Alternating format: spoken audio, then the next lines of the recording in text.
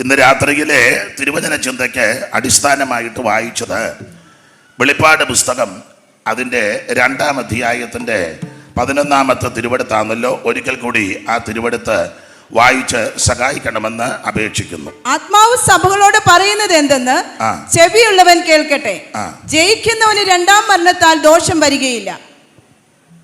ജയിക്കുന്നവന് 2-ാം മരണത്താൽ ദോഷം വരികയില്ല. അതിൻ്റെ 8-ാമത്തെ വാക്യം ഏത് സഭയോടാണ് ഇത് പറയുന്നത്?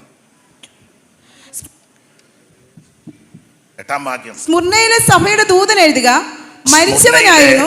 സ്മുർണയിലെ സഭയുടെ ദൂതൻ എഴുതുക. സ്മുർണ സഭയോട് പറയുന്ന ദൂത. എന്നെ ഈ ശുശ്രൂഷയ്ക്ക് ക്ഷണിച്ച സെന്ററിന്റെ ചുമതലപ്പെട്ടവർക്കും എല്ലാ കർത്തൃദാസന്മാർക്കും ഈ സെന്ററിലുള്ള എല്ലാ മാന്യ ദൈവമക്കൾക്കും ഒരിക്കൽ കൂടി നന്ദിയും വന്ദനവും ചൊല്ലുന്നു. ദൈവം നിങ്ങളെ എല്ലാവരെയും ഈ സെന്ററിൻ്റെയും വീണ്ടും അനുഗ്രഹിക്കട്ടെ എന്ന് പ്രാർത്ഥിക്കുന്നു. എനിക്ക് തൊണ്ടയ്ക്ക് ഒരു ചെറിയ പ്രയാസമുണ്ട്. അതുകൊണ്ട് 2 ശീല് പാടണമെന്നുണ്ടത് ഒക്കുമെന്നറിയത്തില്ല. എങ്കിലും അനുഗ്രഹിക്കപ്പെട്ട ഗായക സംഘത്തെ ഓർത്ത് ആ ഓടക്കൂടലൊന്ന് വായിച്ചാൽ നല്ലതായിരുന്നു. നമ്മളല്ലേ തൊണ്ട പോയതുകൊണ്ട് അത് ഇടനകത്താനും കൂടാ. അപ്പം അതുപോലെ തന്നെ മാന്യ സഹോദരി സഹോദരന്മാർ, അനുഗ്രഹിക്കപ്പെട്ട ഗായക സംഘം, ദൈവദാസന്മാർ, എല്ലാവർക്കും മൈക്ക് ഓപ്പറേറ്റ് ചെയ്യുന്നവർ, മോനെ ഇടയ്ക്കൊരു ശബ്ദം ഇവിടെ കേട്ടത് ഇനിയും കേൾപ്പിക്കാതെ എന്നാന്ന് വെച്ചാൽ എൻ്റെ കൈകാര്യം ചെയ്തു.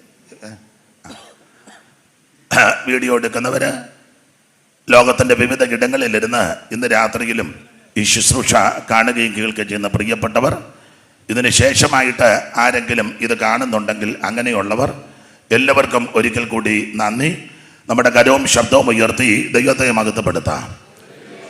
ഇവിടെ ഇടയ്ക്ക് ചില കസേരകളുണ്ട്. അപ്പം അവിടെ നിൽക്കുന്ന ആരെങ്കിലും അത്യാവശ്യക്കാർ മുമ്പോട്ട് വന്നാൽ ഇവിടെ ഇരിക്കുകയും ചെയ്യാം. ഇവിടെ 1-2 കസേരകളൊക്കെ ഇടയ്ക്കുണ്ട്. ഇനിയും കസേര വരുമല്ലോ. ഒരിക്കൽ കൂടി ആ തിരുവെടുത്ത് വായിച്ച് സഹായിച്ചാട്ടെ. അവിടാണോ വായിക്കുന്നത്? എവിടെ ഇരുന്ന് വായിക്കുന്നത്? വായിച്ചാട്ടെ. ആത്മാവ് സഭകളോട് പറയുന്നത് എന്തെന്ന് ചെവിയുള്ളവൻ കേൾക്കട്ടെ. ജയിക്കുന്നവന് 2-ാം മരണത്താൽ ദോഷം വരികയില്ല. ജയിക്കുന്നവന് 2-ാം മരണത്താൽ ദോഷം വരികയില്ല. ഒരിക്കൽ കൂടി കരമുയർത്തി ദൈവത്തെ സ്തുതിച്ചാട്ടെ.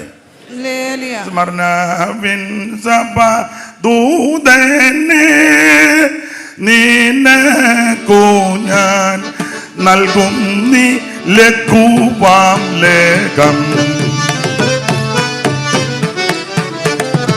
സ്മരണവിൻ സഭ ദൂതനെ നിനക്കു ഞാൻ നൽകും നീ ലഘുവാം ലേഖം.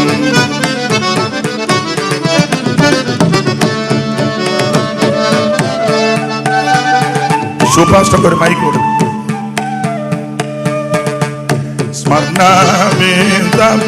സ്മരണൂതനെ നിൻ പേർക്കു ഞാൻ നൽകും നീ ലഘുവാം ലേഖം.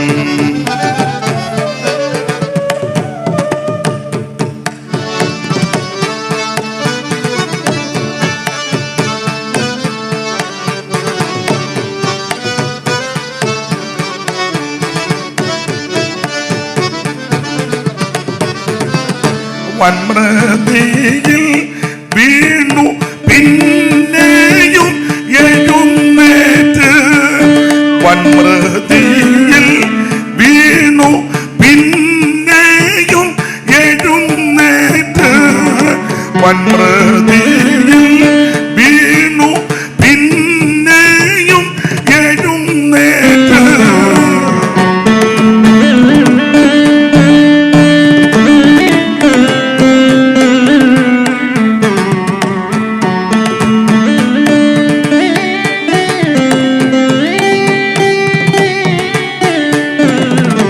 വൻമൃതിയിൽ വീണു പിന്നെയും എഴുന്നേറ്റു.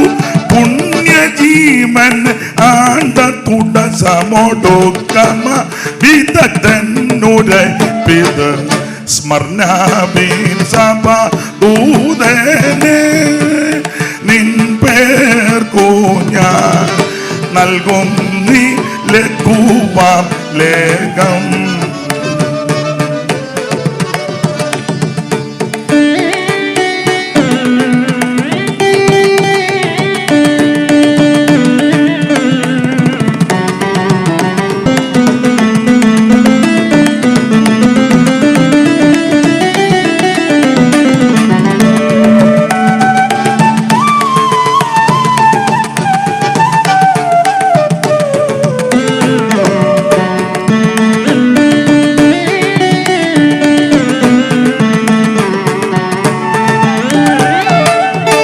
ഒട്ടും നീ ഭയപ്പെടേണ്ട, വന്നിടാനുള്ള കഷ്ടം നീ സഹിക്കാൻ വേണ്ടു. ഒട്ടും നീ ഭയപ്പെടേണ്ട, സഹിക്കാനുള്ള കഷ്ടം നീ സഹിക്കാൻ വേണ്ടു.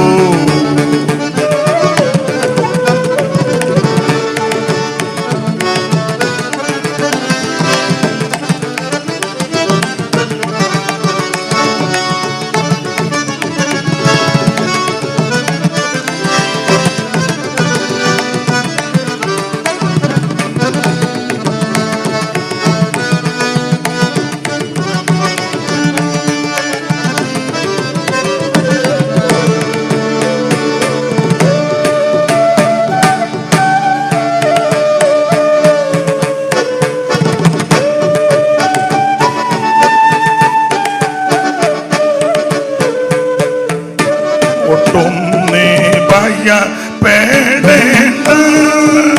വന്നിടാനുള്ള കഷ്ടം നീ സഹിക്കാൻ വേണ്ടു. ദുഷ്ടനാം പിശാചിപ്പോൾ 10 നാൾ മതപീഠ. ദുഷ്ടനാം പിശാചിപ്പോൾ 10 നാൾ മതപീഠ. ദുഷ്ടനാം പിശാചിപ്പോൾ 10 നാൾ മതപീഠ. ദുഷ്ടനാം പിശാചിപ്പോൾ 10 നാൾ മതപീഠ.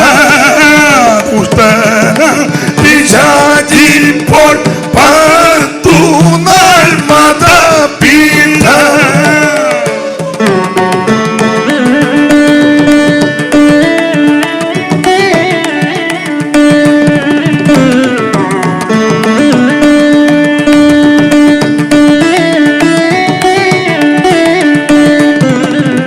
ദുഷ്ടനാം പിശാചിപ്പോൾ 10 നാൾ മതപീഠ. സൃഷ്ടിക്കും പരീക്ഷിപ്പാൻ തണ്ടത്തിൽ ചിലർക്കിന നുഴഞ്ഞു വലഞ്ഞിടും.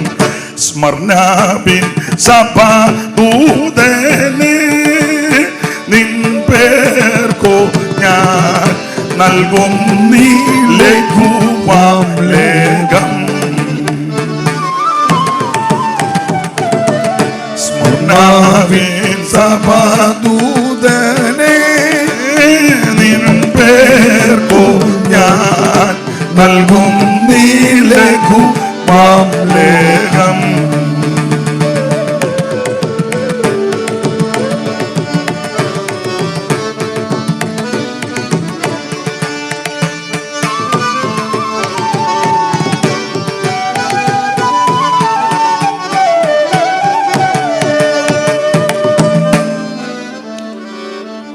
നമ്മുടെ കരവും ശബ്ദവും ഉയർത്തി ഒരിക്കൽ കൂടി ദൈവത്തെ മഹത്വപ്പെടുത്താം. അനുഗ്രഹപ്രദമായ ഈ നല്ല രാത്രി സമയത്തിനായിട്ട് ദൈവത്തെ മഹത്വപ്പെടുത്തുന്നു. ശ്രേഷ്ഠരായ കർത്തൃദാസന്മാർ കഴിഞ്ഞ രാത്രികളിൽ അനുഗ്രഹിക്കപ്പെട്ട ദൈവവചനം ഇവിടെ സംസാരിച്ചു. ഈ രാത്രിയിൽ എളിയവനും ഇങ്ങനെ ലഭിച്ച അവസരമോർത്ത് ദൈവത്തെ സ്തുതിക്കുന്നു. എല്ലാ പ്രിയപ്പെട്ടവരെയും ദൈവം അനുഗ്രഹിക്കട്ടെ. ഇന്ന് രാത്രിയിലെ മോനെ ഞാൻ ആദ്യം പറഞ്ഞ പോലെ സംസാരിച്ചപ്പം ചെയ്തതുപോലെ എനിക്കിതൊന്നും പറയാനറിയാൻ മേല. ദൈവത്തിന് മഹത്വം. അമ്മച്ചി പാടിയപ്പോഴും ഞാൻ തുടങ്ങിയപ്പോഴും എങ്ങനെയാണ് നിങ്ങൾ ചെയ്തത്? അതുപോലെ ചെയ്തതാ.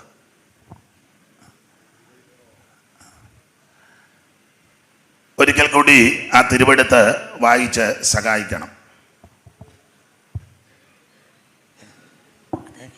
ആത്മാവ് സഭകളോട് പറയുന്നത് എന്തെന്ന് അത് അവിടെ വായിച്ചു. ഇവിടെ വേറെ കേസാ. വായിച്ചോ. ആത്മാവ് സഭകളോട് പറയുന്നത് എന്തെന്ന് ചെവിയുള്ളവൻ കേൾക്കട്ടെ. ചെവിയുള്ളവൻ കേൾക്കട്ടെ. ജയിക്കുന്നവന് രണ്ടാം മരണത്താൽ ദോഷം വരികയില്ല. ദോഷം വരത്തില്ല. ജയിക്കുന്ന പ്രിയപ്പെട്ടവർക്ക് രണ്ടാം മരണത്താൽ ദോഷം വരികയില്ല. ഇന്ന് രാത്രി അല്പകാര്യങ്ങൾ വചനത്തിൽ നിന്ന് ചിന്തിക്കാം. എന്നോട് അധ്യക്ഷൻ പറഞ്ഞത് 9 സമയം, എന്നാലും ഒരു 10 മിനിറ്റ് അങ്ങനെയല്ലയോ പറഞ്ഞ്?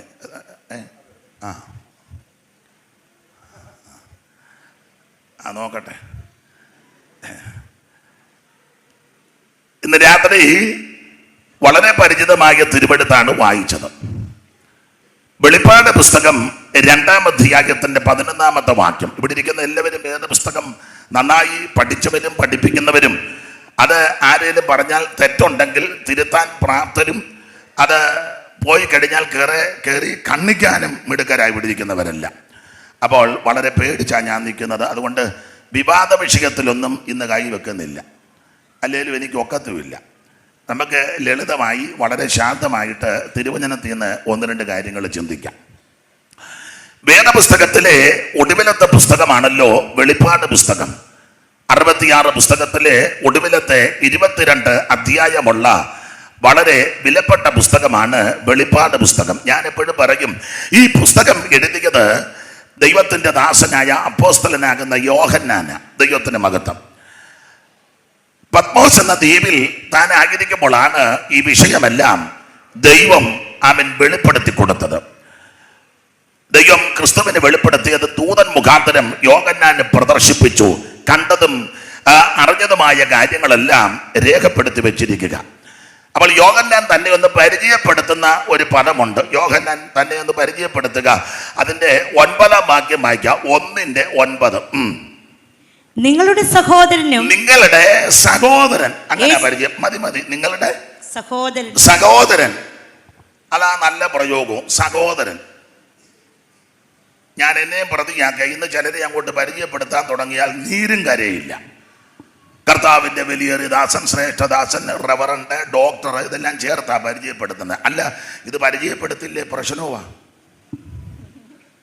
പലർക്കും താല്പര്യം ഉണ്ടായിട്ടല്ല, പേടിച്ചങ്ങ് പരിചയപ്പെടുത്തുക. ഇപ്പൊ സഭയുടെ പ്രസിഡന്റോ സെക്രട്ടറിയോ അല്ലെങ്കിൽ കൗൺസിൽ മെമ്പറോ അല്ലെങ്കിൽ IPC മാത്രമല്ല, എല്ലാം ഓവർസിയറോ സൂപ്രണ്ടോ ആര് ഒക്കെ വരുമല്ലോ. അവർ വരും പറയാം, നമ്മുടെ പ്രിയ സഹോദരൻ വന്നിട്ടുണ്ടെന്ന് പറഞ്ഞാൽ അവൻ്റെ കാര്യത്തിലൊരു അതോടെ തീരുമാനമാണ്. ഇത് പേടിച്ചായി കളത്തുന്നത്. പക്ഷേ നല്ല പ്രയോഗം ആ സഹോദരൻ. ദൈവദാസി ഒന്നുകൂടെ വാക്യം വായിച്ചേ. 9. നിങ്ങളുടെ സഹോദരനും. നിങ്ങളുടെ സഹോദരനാ ഞാൻ. സഭയ്ക്കായി ലേഖനം എഴുതുന്നത്. സഭയ്ക്കാ. 4-ാം വാക്യം.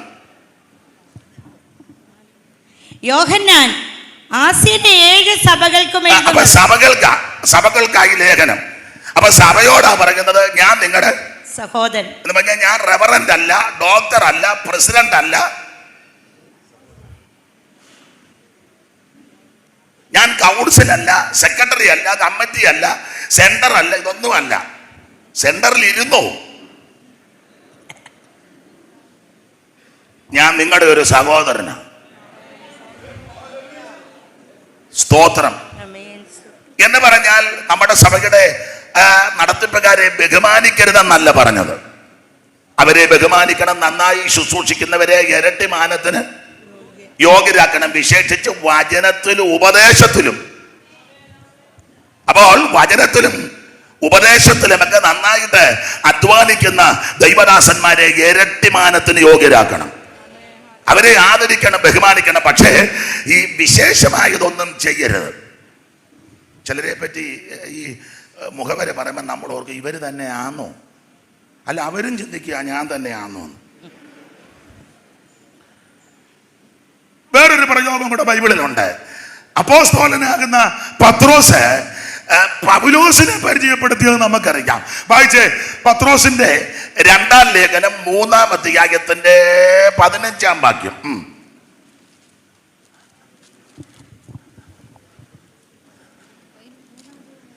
എന്നെ 4 പേരോട് ഇരുന്ന് അങ്ങനെ തന്നെ നമ്മുടെ പ്രിയ സഹോദരനായ പൗലോസും അങ്ങനെ തന്നെ വായിക്കും ഒന്നുകൂടെ വായിക്കും. അങ്ങനെ തന്നെ നമ്മുടെ പ്രിയ സഹോദരനായ പൗലോസും തനിക്ക് ലഭിച്ച ജ്ഞാനത്തിന് തക്കവണ്ണം. ദൈവദാസി ഒന്ന് നിർത്തണേ, കസേര കൊണ്ടുവന്നിട്ടുണ്ട്. ഇനി മുന്നോട്ട് ഇരുത്താൽ പിന്നെ പ്രശ്നമായിരിക്കും അല്ലേ? ഇത് വീഡിയോയുടെ കാലുമൊക്കെ ഇരിക്കും. പുറകെ സൗകര്യം ഉണ്ടോ? മേളിലുണ്ട്. അപ്പം എല്ലാവരും മേളിലോട്ട് ചെല്ലേ. മേളിലോട്ടാന്നല്ലോ പോകണ്ടേ? വായിച്ചാട്ടെ. 3:15. അങ്ങനെ തന്നെ നമ്മുടെ പ്രിയ സഹോദരനായ പൗലോസും പൗലോസ്. അപ്പൊ പത്രോസ് പൗലോസിനെ പരിചയപ്പെടുത്തുന്നതും അങ്ങനെ സഹോദരൻ. ഇന്നത്തെ പത്രോസ് പൗലോസിനെ അങ്ങനെ സഹോദരനെങ്ങാനും പരിചയപ്പെടുത്തിയ അതാ വിവരം അറിയും. പുള്ളി അങ്ങനെ പറഞ്ഞ വിവരം അറിയുമെന്ന്. നമ്മുടെ പ്രിയ സഹോദരൻ പൗലോസ് ആരാ? 3-ാം സ്വർഗത്തോളം എടുക്കപ്പെട്ടവനാ. ഡമാസ്കസിന്റെ പടിക്ക വെച്ച് യേശുവിനെ കണ്ടവനാ. കൊരിന്ത്യ ലേഖനത്തിൽ പൗലോസ് രേഖപ്പെടുത്തിയല്ലോ, ഒടുവിൽ അകാലപ്രജ പോലുള്ള എനിക്കും അവിടുന്ന് പ്രത്യക്ഷപ്പെട്ടെന്ന. അകാലപ്രജ പോലുള്ള എനിക്കും അവിടുന്ന് പ്രത്യക്ഷപ്പെട്ടു. അപ്പൊ യേശുക്രിസ്തുവിനെ വളരെ സ്പഷ്ടമായി കണ്ടയാളാ പൗലോസ്. തൻ്റെ വിശേഷതകള് ഫിലിപ്പിയ ലേഖനത്തിലുണ്ട്, നമുക്ക് മനപാഠമാ. 8-ാം നാളിൽ പരിച്ഛേദനയേറ്റവൻ, ബെന്യാമീൻ ഗോത്രജൻ, ഇസ്രായേൽ ജാതിക്കാരൻ, ന്യായപ്രമാണം സംബന്ധിച്ച പരീശൻ, ശുഷ്കാന്തി നിമിത്തം സഭയെ കണ്ടമാനം ഉപദ്രവിച്ചവൻ, ന്യായപ്രമാണത്തിൽ നീതി സംബന്ധിച്ച അനന്യൻ മാത്രമാണോ ചരിത്രം, സെന്നിത്രി സംഘത്തിലെ അംഗം, റോമ പൗരത്വം. അത് കാശ് കൊടുത്ത് മേടിച്ചതല്ല. പൗലോസിനെ വാറുകൊണ്ട് വരിഞ്ഞു കെട്ടി ഉപദ്രവിക്കുമ്പോൾ റോമാ പൗരനാകുന്ന എന്നെ വിസ്താരം കൂടാതെ ഉപദ്രവിക്കാൻ നോക്കുന്ന പുള്ളി പേടിച്ചു പോയി. പുള്ളി പറഞ്ഞു, ഞാൻ ഒത്തിരി വില കൊടുത്തായത്, ചെലവ് ചെയ്തായത് മേടിച്ചത്, പക്ഷേ നീ അങ്ങനെയുള്ളവൻ. അപ്പോൾ റോമാ പൗരൻ. ഇന്നത്തെ രീതി അനുസരിച്ച് അമേരിക്കൻ പൗരത്വം എന്ന് ചിന്തിച്ചു. അപ്പോൾ റോമാ പൗരത്വമുള്ളയാള് മാത്രമല്ല, കപ്പലുണ്ടായിരുന്നെന്നും കപ്പലുടമസ്ഥന്റെ മകനായിരുന്നെന്നും ഒക്കെ ആ ചരിത്രങ്ങളൊക്കെ പറയുന്നത് പഠിപ്പിക്കുന്നത്. അത് അത്രയ്ക്ക് പ്രഗത്ഭനായ ഈ മനുഷ്യൻ ഒടുവിൽ 3-ാം സ്വർഗത്തോളം എടുക്കപ്പെട്ടു. അവിടെ ചെന്ന് ദൂതന്മാരുടെ ഭാഷകള് അതെല്ലാം കണ്ടേച്ച് താഴോട്ട് വന്നു. ശരീരത്തോടോ ശരീരം കൂടാതെയോ അത് കണ്ടേച്ച് പുള്ളി കീപ്പോട്ട് വന്നേച്ച് ജനത്തോട് പറഞ്ഞു, നിങ്ങളും അത് തന്നെ ചിന്തിച്ചോളാൻ. ഞാൻ അവിടെ പോയി അതെല്ലാം കണ്ടേച്ചാ വന്നത്, നിങ്ങളും അത് തന്നെ ചിന്തിച്ചോ, ഉയരത്തിലുള്ളത് തന്നെ. അത് ക്ലിയർ ആക്കി പറഞ്ഞു, ഭൂമിയിലുള്ളതല്ല. അപ്പൊ ഇത്രയേറെ ശ്രേഷ്ഠനാകുന്ന ഈ ദൈവദാസനെ പത്രോസ് പരിചയപ്പെടുത്തുക നമ്മുടെ പ്രിയ സഹോദരനായ പൗലോസ്. 14 പര ലേഖനം എഴുതി. അതെ, നമുക്ക് ആ ഭാഗം വിട്ടേക്കാം. അപ്പോൾ യോഹന്നാൻ അപ്പോസ്തലൻ, ദൈവത്തിന്റെ മഹത്വം. ഇദ്ദേഹം പത്മോസ് എന്ന ദ്വീപിൽ കിടന്നപ്പോഴാ ഈ ദർശനം കാണുന്നത്. 9-10 വാക്യം, ഇതെല്ലാം നമുക്ക് അറിവുള്ള വാക്യമെങ്കിലും വായിച്ചോ.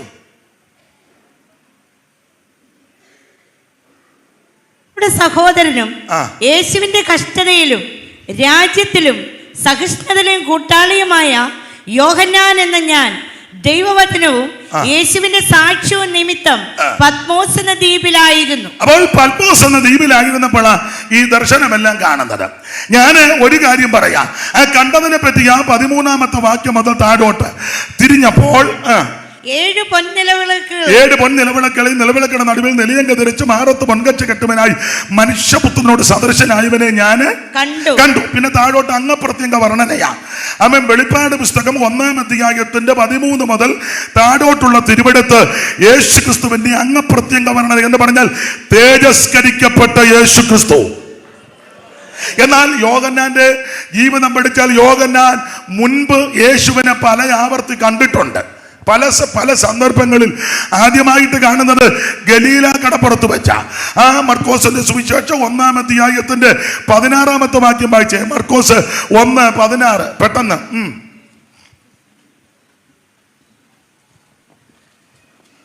ഞാൻ പറയുന്നത് നിങ്ങൾക്ക് തിരിയുന്നുണ്ടോ?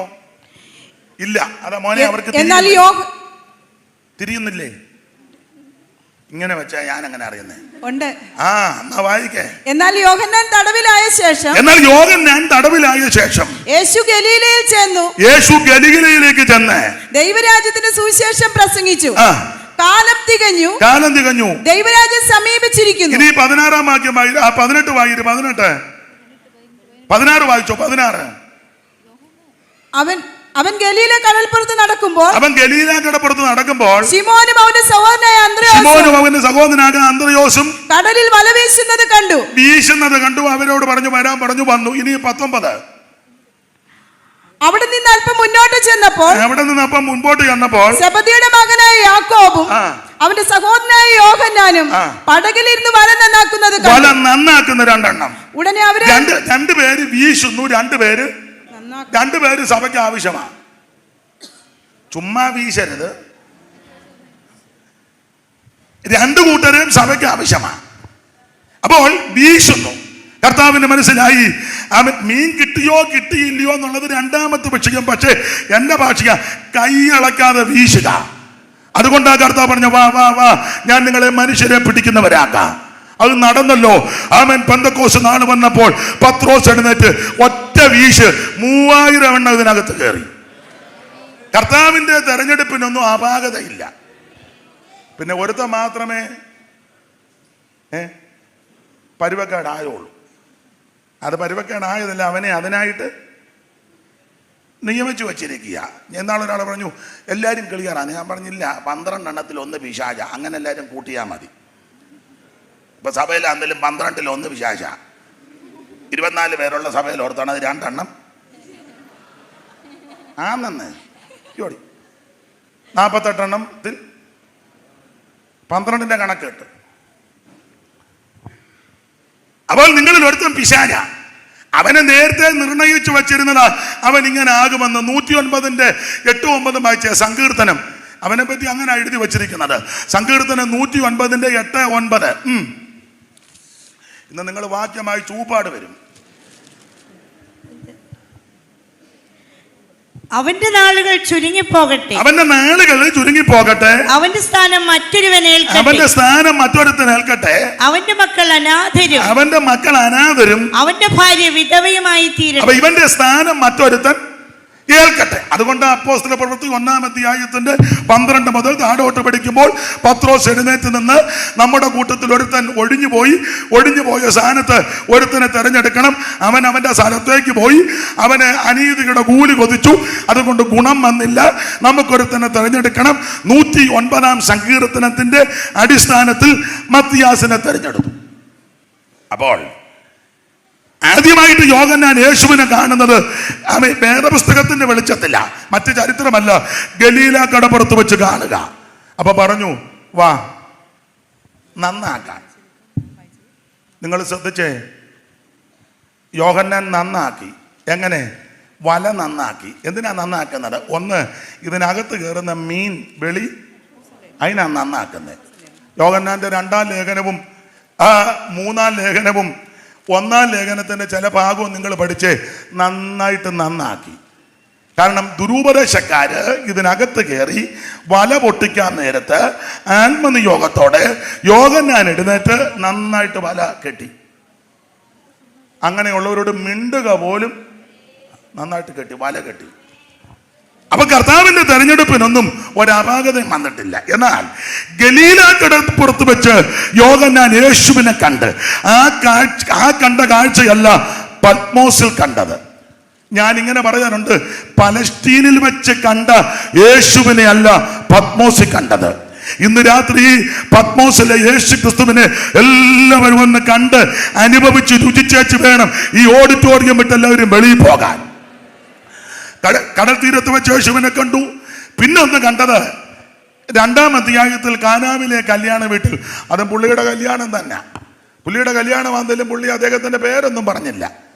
3-ാം നാൾ ഗലീലയിലെ കാനാവിൽ ഒരു കല്യാണം. അതാ നമ്മളന്ന് മുഴുവൻ അധ്യായം പിന്നെ കല്യാണത്തെ പറ്റിയായിരിക്കും. സഭയിലൊക്കെ നിങ്ങൾക്ക് ദൈവദാസന്മാരെ ഒരു കല്യാണം നടന്നാൽ പിന്നെ ആഴ്ച സാക്ഷി പറയാത്തവനും പറഞ്ഞതല്ലേ എല്ലാം ഇരുന്നങ്ങ് കറങ്ങുക. പിന്നെ അന്ന് മുഴുവൻ കല്യാണമാ. ചില ഉപദേശിമാരും ഇത് തന്നെ ആയിരിക്കും പറയാൻ. അന്ന് മുഴുവൻ കല്യാണ കേസാ. അങ്ങനെ ഉണ്ട്. പണ്ട് ഒരപ്പച്ചന ഉണ്ടായിരുന്ന സഭയെ പാട്ട് പാടുന്ന അപ്പച്ചൻ ആ പാട്ട് പാടുന്നു. അപ്പോഴേ അപ്പച്ചൻ പാടിയപ്പോഴേ അപ്പച്ചൻ്റെ മരുമകൾ പറഞ്ഞു, ഓ ഇന്ന് മുഴുവൻ നാറ്റക്കേസാന്നല്ലോ എന്ന്. അതാ പാടിയത് മുഴുവൻ. അപ്പം സഭായം തുടങ്ങിയപ്പോൾ ഈ അപ്പച്ചൻ ആർക്കും വിട്ടുകൊടുക്കല, അപ്പച്ചനാ പാടുന്നത്. അപ്പം അപ്പച്ചൻ ആദ്യത്തെ പാട്ട് പാടി, ചേറ്റിൽ കിടന്നു ഞാൻ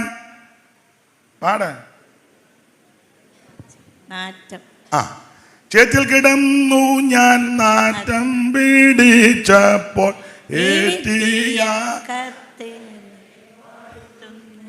അപ്പം നാറ്റമാ. അത് പാടി, എല്ലാവരും ചേർന്ന് പാടി. രണ്ടാമത്തെ പാട്ടും അപ്പച്ചൻ ഇത് തന്നെ. ചേറ്റിലല്ലയോ കടന്നതോർത്തു നോക്കിയാൽ അന്നാരോ നാറ്റം. അത് കഴിഞ്ഞ് മൂന്നാമതൊരു പാട്ടൂടെ പാടിയപ്പോൾ ആ മരുമകൾ കിടഞ്ഞത്. മൂന്നാമത്തെ പാട്ട് അപ്പച്ചൻ പാടുക, ലാസർ മരിച്ചവനായിരുന്നു നാറ്റം വെച്ചിരുന്നു. അന്നേരം മരുമകൾ പറഞ്ഞു, ഈ അപ്പച്ചനിന്ന് മുഴുവൻ നാറ്റമാണല്ലോ. അപ്പോൾ യോഹന്നാൻ പത്മോസിൽ കണ്ട യേശു പലസ്തീനിൽ കണ്ട യേശുവിനെ അല്ല പത്മോസിൽ കണ്ടത്, തേജസ്കരിക്കപ്പെട്ട യേശു. അപ്പൊ ഗലീലയിലെ കാനാവിൽ വെച്ച് തന്റെ കല്യാണ വീട്ടിൽ അവൻ യേശുവിനെ കണ്ടു. അത് കണ്ടത് പച്ചവെള്ളത്തെ വീഞ്ഞാക്കിയ ദൈവം. അടയാളങ്ങളുടെ ആരംഭമായി ഗലീലയിലെ കാനാവിൽ വെച്ച് ചെയ്ത തന്റെ മഹത്വം വെളിപ്പെടുത്തിയ യേശു. ഗലീല കടപ്പുറത്ത് വെച്ച് കണ്ടത് സ്നേഹിക്കുന്ന, രക്ഷിക്കുന്ന, വിളിക്കുന്ന യേശു. കാനാവിൽ കണ്ടത് അത്ഭുതങ്ങൾ പ്രവർത്തിക്കുന്ന യേശു.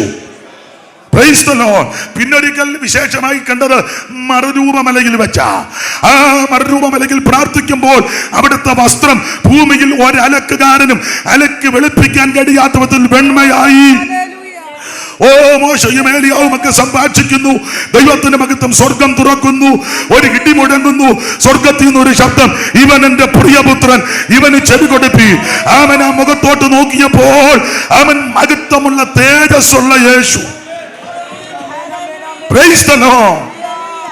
മത്തായിച്ചൻ പണ്ട് പാടിയ പാട്ടിങ്ങനെ, കോടി സൂര്യ പ്രഭയേറും രാജരാജ നിന്റെ കൂടെ വരും ഞങ്ങളെ കൺപാർക്കദേവാ. കോടി സൂര്യ പ്രഭയേറും രാജരാജ നിന്റെ കൂടെ വരും ഞങ്ങളെ കൺപാർക്കദേവാ. നിന്റെ കൂടെ വരും ഞങ്ങളെ കൺപാർക്കദേവാ.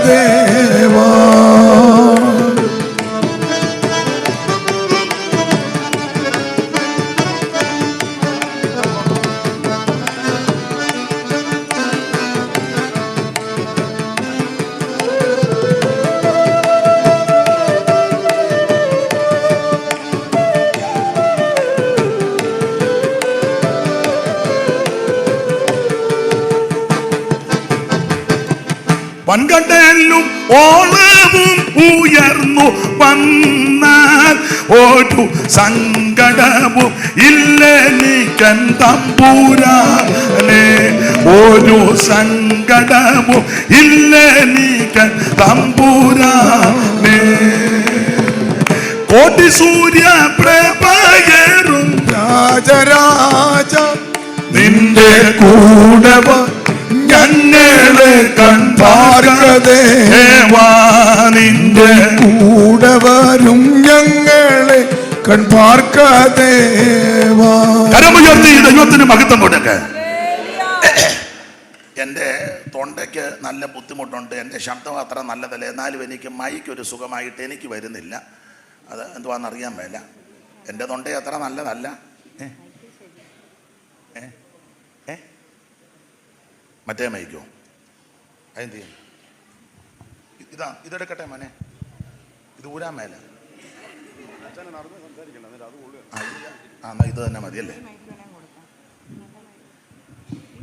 വേണ്ട, കുഴപ്പമില്ല. ഇതിപ്പം മോനെ എൻ്റെ തൊണ്ടയ്ക്ക് പ്രയാസമുണ്ട്, എന്നാലും നിങ്ങളൊന്ന് സഹായിക്കണേ എന്നെ. അപ്പൊ ശ്രദ്ധിക്കുക,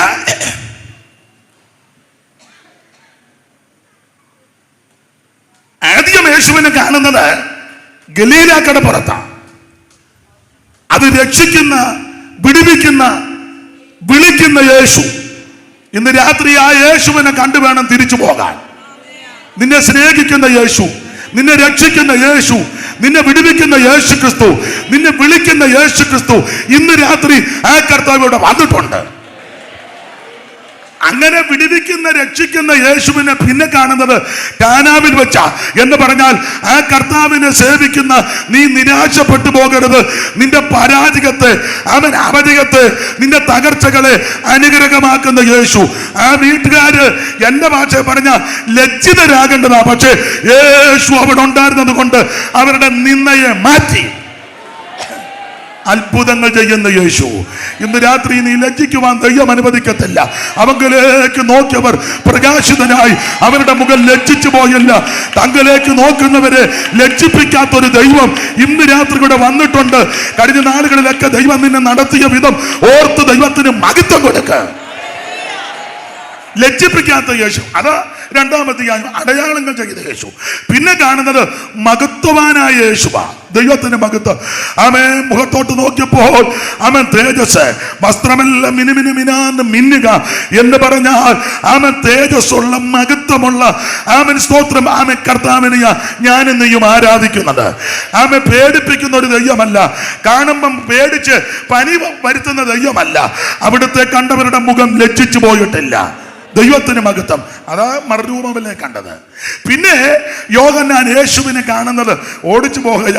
പിന്നെ കാണുന്നത് കാൽവരി ക്രൂശിൽ രണ്ട് ദുഷ്പ്രവർത്തിക്കാരുടെ നടുവിൽ ഇരുമ്പാടുകളാൽ തൂങ്ങപ്പെട്ട് കിടക്കുന്നവൻ രക്തം ധാരധാരയായിട്ടൊടുക്കുന്നു. മുഖത്തെ രോമമെല്ലാം പിടിതെടുക്കപ്പെട്ടവനായി, മുൾക്കിരീടധാരിയായി, സങ്കീർത്തനക്കാരൻ പാടുക, മുതുക് ഉടമയാല് പോലെ നീളത്തിൽ കീറപ്പെട്ടവനായി. ദൈവത്തിന്റെ മഹത്വം. യെശയ്യാവ് പറയുക, കണ്ടാൽ ഏളൽ നിന്ന് തോന്നുമാറ് വിരൂപമാക്കപ്പെട്ട് ആണികളാൽ തൂങ്ങപ്പെട്ട് കിടക്കുന്ന യേശു. ഇന്ന് രാത്രി ആ യേശുവിനെ കണ്ടു വേണം തിരിച്ചു പോകാൻ. എന്റെയും നിന്റെയും പാപം അവിടുത്തെ മേൽ ചുമത്തി ഞാനും നിങ്ങളും അനുഭവിക്കേണ്ട വ്യതകൾ, പങ്കപാടുകൾ നമുക്ക് വേണ്ടി അവിടുന്ന് ഇന്ന് രാത്രി നമ്മെ രക്ഷിച്ച് നമ്മെ വിടുവിക്കുന്ന ആ നസറായനെ ഇന്ന് രാത്രി എല്ലാവരും കാണണം. കാൽവരി ക്രൂശിലേക്ക് കണ്ണുകൾ ഉയർത്ത് നിനക്ക് വേണ്ടി ആണികളിൽ തൂങ്ങപ്പെട്ട് കിടക്കുന്ന നസറായനാകുന്ന യേശു. Praise the lord.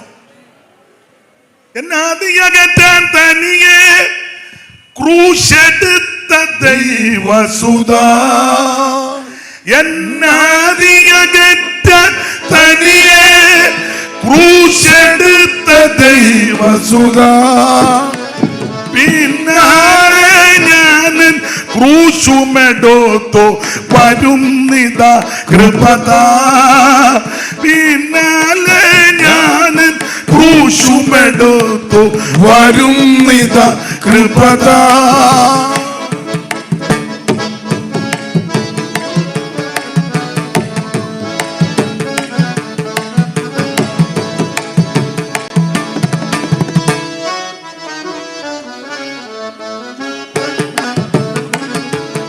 എന്നാദിയകറ്റാൻ തനിയെ ക്രൂശെടുത്ത ദൈവസുതാ, എന്നാദിയകറ്റാൻ തനിയെ ക്രൂശെടുത്ത ദൈവസുതാ, പിന്നാലെ ഞാനൻ ക്രൂശുമെടുത്തു വരുന്നിത കൃപതാ, പിന്നാലെ ഞാനൻ ക്രൂശുമെടുത്തു വരുന്നിത കൃപതാ. ക്രൂശും വഹിച്ച കുന്നിന്മീത് പോകുവതാരോ, ക്ലേശം സഹിച്ചോ രഗതിയെ പോലെ കരമുയർത്തി ദൈവത്തെ മഹത്വപ്പെടുത്ത. ഞാനിപ്പം ഈ പാടിയത് പഴയ പാട്ടാ, പാടുന്നൊന്നും അവകാശപ്പെടുന്നില്ല. സ്വരവും ട്യൂണും ശബ്ദവും ഒന്നും നല്ലതല്ലെന്ന് എനിക്കും അറിയാം, നിങ്ങൾക്കും അറിയാം. പക്ഷെ ഈ പാട്ടൊക്കെ പാടിയപ്പോൾ നമ്മുടെ ഇഞ്ചിയിലെ അപ്പച്ചൻ ഉണ്ടായിരുന്നേ, കളം മാറിയാനും. നിങ്ങൾ ഇനിയിപ്പം കളം മാറ്റാൻ നോക്കിയാലും മാറുമോന്ന് എനിക്കും തോന്നുന്നില്ല. ആട്ടെ, ഉള്ള കളവാകട്ടെ. അപ്പച്ചൻ ഇവിടെ ഉണ്ടായിരുന്നെങ്കിൽ അതിനൊക്കെ അമ്മ അപ്പച്ചൻ്റെ മുന്നിൽ. ദൈവത്തിന് മഹത്വം. പഴയ പാട്ടുകൾ ഒരിക്കൽ ഞാനും അപ്പച്ചനും കൂടെ ഒന്ന് 2 ശീല് പാട്ടുമൊക്കെ പാടി അപ്പച്ചനെ കാണാൻ ഒന്ന് പോയി. അപ്പച്ചൻ പഴയ പാട്ടിൻ്റെ ആളാന്ന് പറഞ്ഞപ്പോൾ എനിക്കൊരാഗ്രഹം കാണണം. അങ്ങനെ ആദ്യമായിട്ട് കണ്ടത്.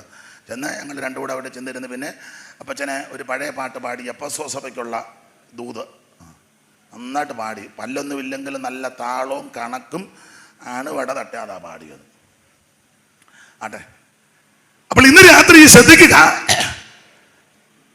കാൽവറിയിൽ ക്രൂശിൽ കിടക്കുന്ന യേശു, ഗലീല കടപ്പുറത്ത് വെച്ച് കണ്ട യേശുവിനെ അല്ല പത്മോസി കണ്ടത്. കാനാവിൽ അത്ഭുതം ചെയ്ത യേശുവിനെ അല്ല പത്മോസി കണ്ടത്. മറുരൂപമലയിൽ അവൻ മഹത്വവാനായി നിന്ന് യേശുവിനെ അല്ല അവൻ പത്മോസി കണ്ടത്. ക്രൂശിൽ ആണുകളാൽ തറക്കപ്പെട്ട് കിടക്കുന്ന യേശു, ആ യേശുവിനെ അല്ല പത്മോസി കണ്ടത്.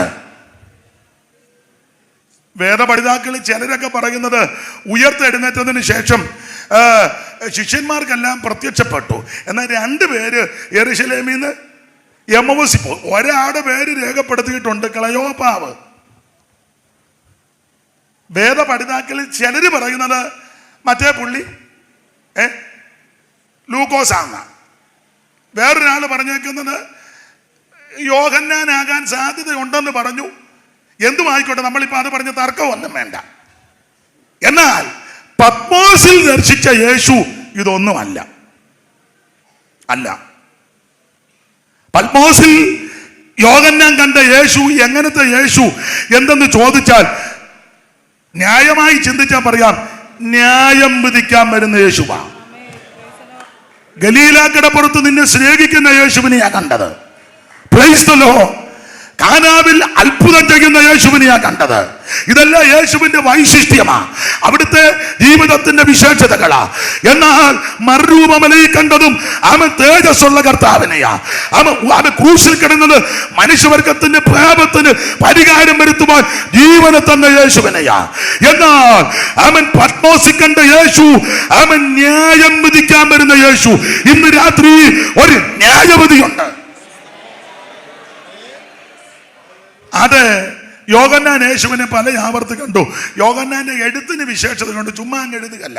ഞാൻ എപ്പോഴും പറയും, യോഹന്നാൻ 5 പുസ്തകം എഴുതി. ഒരു സുവിശേഷ പുസ്തകം, 3 ലേഖനം, ഒടുവിൽ വെളിപ്പാട് പുസ്തകം. 5 പുസ്തകം. 5 പുസ്തകം എഴുതിയ ഒരാളാണ് മോശെ. ആ ഉൽപ്പത്തി, പുറപ്പാട്, ലേവ്യ, സംഖ്യ, ആവർത്തനം. വേറെ പുസ്തകത്തിൽ ഏറ്റവും കൂടുതൽ പുസ്തകം എഴുതിയത് നമുക്കറിയാം പൗലോസ. അധ്യായങ്ങൾ ചിലത് ചെറുതാണെങ്കിലും പുസ്തകത്തിന്റെ എണ്ണം വെക്കുമ്പോൾ പൗലോസ് കൂടുതൽ പുസ്തകം എഴുതി. പുതിയ നിയമത്തിൽ തൊട്ട് താഴെ നിൽക്കുന്നയാളാ യോഹന്നാൻ. 5 പുസ്തകം എഴുതി. ഈ പുസ്തകം എന്തിനാ എഴുതിയത്? ഓരോ പുസ്തകം എഴുതുന്നതിന് ഉദ്ദേശമുണ്ട്. എന്താ എഴുത്തിന്റെ ഉദ്ദേശം? വായിച്ച് യോഹന്നാന്റെ സുവിശേഷം 20-ാം അധ്യായത്തിന്റെ 30. സുവിശേഷം എഴുതുവാനുള്ളതിന്റെ ഉദ്ദേശമല്ല. യോഹന്നാൻ 20:30. ഈ പുസ്തകത്തിൽ എഴുതിയിരിക്കുന്നതല്ലാതെ മറ്റനേകം അടയാളങ്ങൾ യേശു തന്റെ ശിഷ്യന്മാരെ കാണുക ചെയ്തു. പിന്നെ എന്നാൽ യേശു ദൈവപുത്രനായ ക്രിസ്തു എന്ന് നിങ്ങൾ വിശ്വസിക്കേണ്ടത്. സകല ആൾക്കാരും വിശ്വസിക്കണം. യേശു ദൈവപുത്രനായ ക്രിസ്തു എന്ന് വിശ്വസിച്ചിട്ട് അവന്റെ നാമത്തിൽ നിങ്ങൾ വിശ്വസിക്കേണ്ടതിനും വിശ്വസിച്ചിട്ട് നിങ്ങൾക്ക് ജീവൻ ഉണ്ടാകേണ്ടതിന്, നിങ്ങൾക്ക് നിത്യജീവൻ ഉണ്ടാകേണ്ടതിന് എഴുതിയിരിക്കുന്നു. എന്നെ കേൾക്കുന്ന പ്രിയരെ, എന്തിനാ സുവിശേഷം എഴുതിയത്? സകല മനുഷ്യർക്കും നിത്യജീവൻ ഉണ്ടാകാൻ. എന്താ സുവിശേഷം? സുവിശേഷം യേശു ക്രിസ്തു. എന്തിനാ സുവിശേഷം? സകല മനുഷ്യനും രക്ഷപ്പെടാൻ. തീത്തോസ് 2:11 സകല മനുഷ്യർക്കും രക്ഷാകരമായ ദൈവകൃപ ഉദിച്ചുവല്ലോ. ആരാ സുവിശേഷം കേൾക്കേണ്ടത്? 49-ാം സങ്കീർത്തനം, സകല ജാതികളുമായുള്ളവര് ഇത് കേൾക്കണം. ഇന്ന് രാത്രി സകല ആൾക്കാരും കേൾക്കണം. എന്ത് സുവിശേഷം? അതന്നെ കേൾക്കാൻ കൊള്ളാവുന്നതാ. നല്ല വാർത്ത, സത്വർത്തമാനം, ഗുഡ് ന്യൂസ്. ഇന്ന് രാത്രി കേൾക്കാൻ കൊള്ളാവുന്ന ഒരേ ഒരു വാർത്ത, കേട്ടിരിക്കുന്നവർക്ക് വിടുതൽ ഉണ്ടാക്കുന്ന വാർത്ത, കേൾക്കുമ്പോൾ രോഗശാന്തി ഉണ്ടാക്കുന്ന വാർത്ത, കേൾക്കുമ്പോൾ ഭൂതങ്ങൾ വിട്ടുപോകുന്ന വാർത്ത, കേൾക്കുമ്പോൾ മനോദുഃഖം മാറ്റിത്തരുന്ന വാർത്ത. വാർത്ത, നിന്റെ വിഷണ്ണ മനസ്സിന് സ്തുതിക്കുന്ന വേലാട കൊടുക്കുന്ന നല്ല വാർത്ത. ഇന്ന് രാത്രി ഈ വാർത്ത ഇവിടെ പറഞ്ഞുകൊണ്ടിരിക്കുക. ഇതെല്ലാവരും കേൾക്കണം, എല്ലാവരും കേൾക്കണം. കേട്ടവരെ ഓർത്ത്, കേൾക്കുന്നവരെ ഓർത്ത് ഇന്ന് രാത്രി ദൈവത്തെ സ്തുതിക്കുന്നു. ദൈവത്തിന് മഹത്വം. എല്ലാവരും കേൾക്കണം. അപ്പൊ എന്തിനാ ഈ സുവിശേഷം എഴുതിയത്?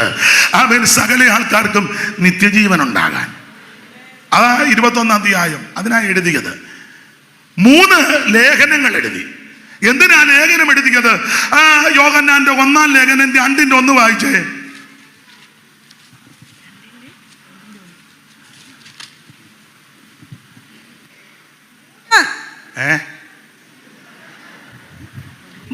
മൂന്നാം നാൾ ഗലീലയിലെ കാനാവിലൊരുക്കൽ. എന്റെ അമ്മയെ യോഹന്നാന്റെ 3-ാം ലേഖനം, അത് യോഹന്നാന്റെ സുവിശേഷമാ. കല്യാണമെല്ലാം കഴിഞ്ഞ് വെള്ളം മീഞ്ഞു ആക്കിയ നമുക്ക് വിട്ടേക്കാം. ഇത് വായിര് 2:1. യോഹന്നാന്റെ 1-ാം ലേഖനം 2:1. എന്റെ കുഞ്ഞുങ്ങളെ, എന്റെ കുഞ്ഞുങ്ങളെ തെറ്റാതെ വായിക്കേ. എന്റെ കുഞ്ഞുങ്ങളെ, നിങ്ങൾ പാപം ചെയ്യാതിരിപ്പാൻ ഞാനിത് നിങ്ങൾക്ക് എഴുതുന്നു. അപ്പൊ ലേഖനം എഴുതിയിരിക്കുന്നത് നിങ്ങൾ പാപം ചെയ്യാതിരിക്കാനാ. ലേഖനങ്ങൾ മുഴുവൻ ഉപദേശ വിഷയങ്ങളാ. ദുരുപദേശക്കാരും ഭാഷോപദേശക്കാരും വിരുദ്ധോപദേശക്കാരും വിപരീതോപദേശക്കാർ ഇതിനകത്ത് വന്ന് ജനത്തെ തെറ്റിച്ച് തകർക്കുവാൻ പദ്ധതിക്കിടുമ്പോൾ അവരുടെ വലയിലും കെണിയിലും അകപ്പെടാതെ നീ പിടിച്ച വിശ്വാസത്തെ കാത്തുകൊണ്ട് യൂദായുടെ ലേഖനം പഠിപ്പിക്കുന്നത് പോലെ അതിവിശുദ്ധ വിശ്വാസത്തെ ആധാരമാക്കി അവൻ സ്വന്തം പാപത്തിൽ അകപ്പെടാതെ പാപം ചെയ്യാതിരിക്കാനാ ഈ ലേഖനം എഴുതിയത്. എഴുത്തിന് ഉദ്ദേശമുണ്ട്. ഒരു പണിയില്ല എന്നാ കുറെ പുസ്തകം എഴുതുക, അങ്ങനെ എഴുതിയതാണോ? ഈയിടെ ഒരാൾ ഒരു കെട്ട് പുസ്തകം എനിക്ക് തന്നു.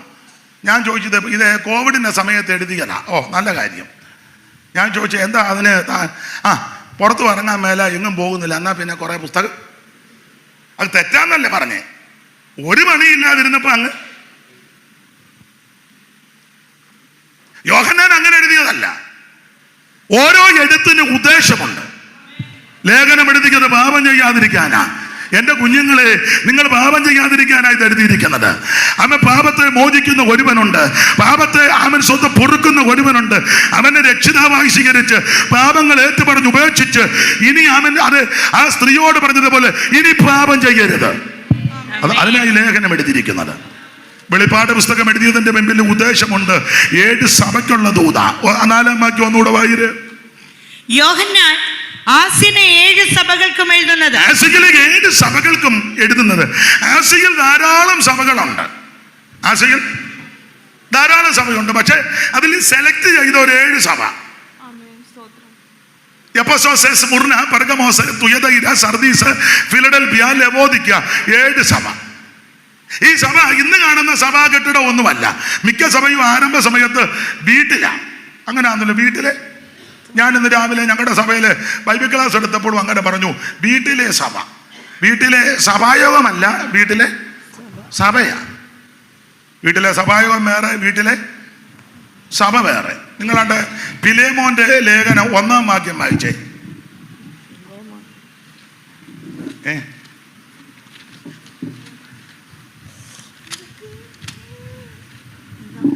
എന്തിയ ഫിലോമോൻ? വായിക്കേ. ക്രിസ്തുയേശുവിന്റെ ബദ്ധനായ പൗലോസും സഹോദരനായ തിമോത്തിയോസും ഞങ്ങളുടെ പ്രിയനും കൂട്ടുവേലക്കാരനുമായ ഫിലേമോൻ എന്ന നിനക്കും സഹോദരിയായ അപ്പിയയ്ക്കും ഞങ്ങളുടെ സഹപരനായ അർക്കിപ്പോസിനും നിന്റെ വീട്ടിലെ സഭയ്ക്കും. വീട്ടിലെ സഭ. അപ്പൊ ഫിലോമോന്റെ വീട്ടിൽ ആദിമ നൂറ്റാണ്ടിലൊക്കെ വീട്ടിലാ സഭ. വേറെ തെളിവുണ്ട്. കൊലോസിയിലെ ഒത്തിരി സഭകളുണ്ട്. അതിൽ വേറൊരു സഭ കൊലോസ് ലേഖനം 4-ാം അധ്യായത്തിന്റെ 18 തോന്നുന്നു. ഒന്ന് വായിച്ചേ. 18 പൗലോസായ എന്റെ സ്വന്തം കയ്യാല് വന്ദനം. എന്റെ ബന്ധനങ്ങളെ ഓർത്തുകൊള്ളുവിൻ. കൃപ നിങ്ങളോട് കൂടി ഇരിക്കുമാറ്. 15 ലവോദിക്കയിലെ സഹോദരന്മാർക്കും നുഫയ്ക്കും അവളുടെ വീട്ടിലെ സഭയ്ക്കും വന്ദനം. അവളുടെ വീട്ടിലെ സഭയ്ക്ക്, നുമ്പയുടെ സഭയല്ല. നമ്മളാന്നേ പറയാം നുമ്പാമ്മയുടെ സഭ. നുമ്പാമ്മയുടെ സഭയല്ല, നുമ്പയുടെ വീട്ടിലെ സഭ ദൈവത്തിൻ്റെതാ.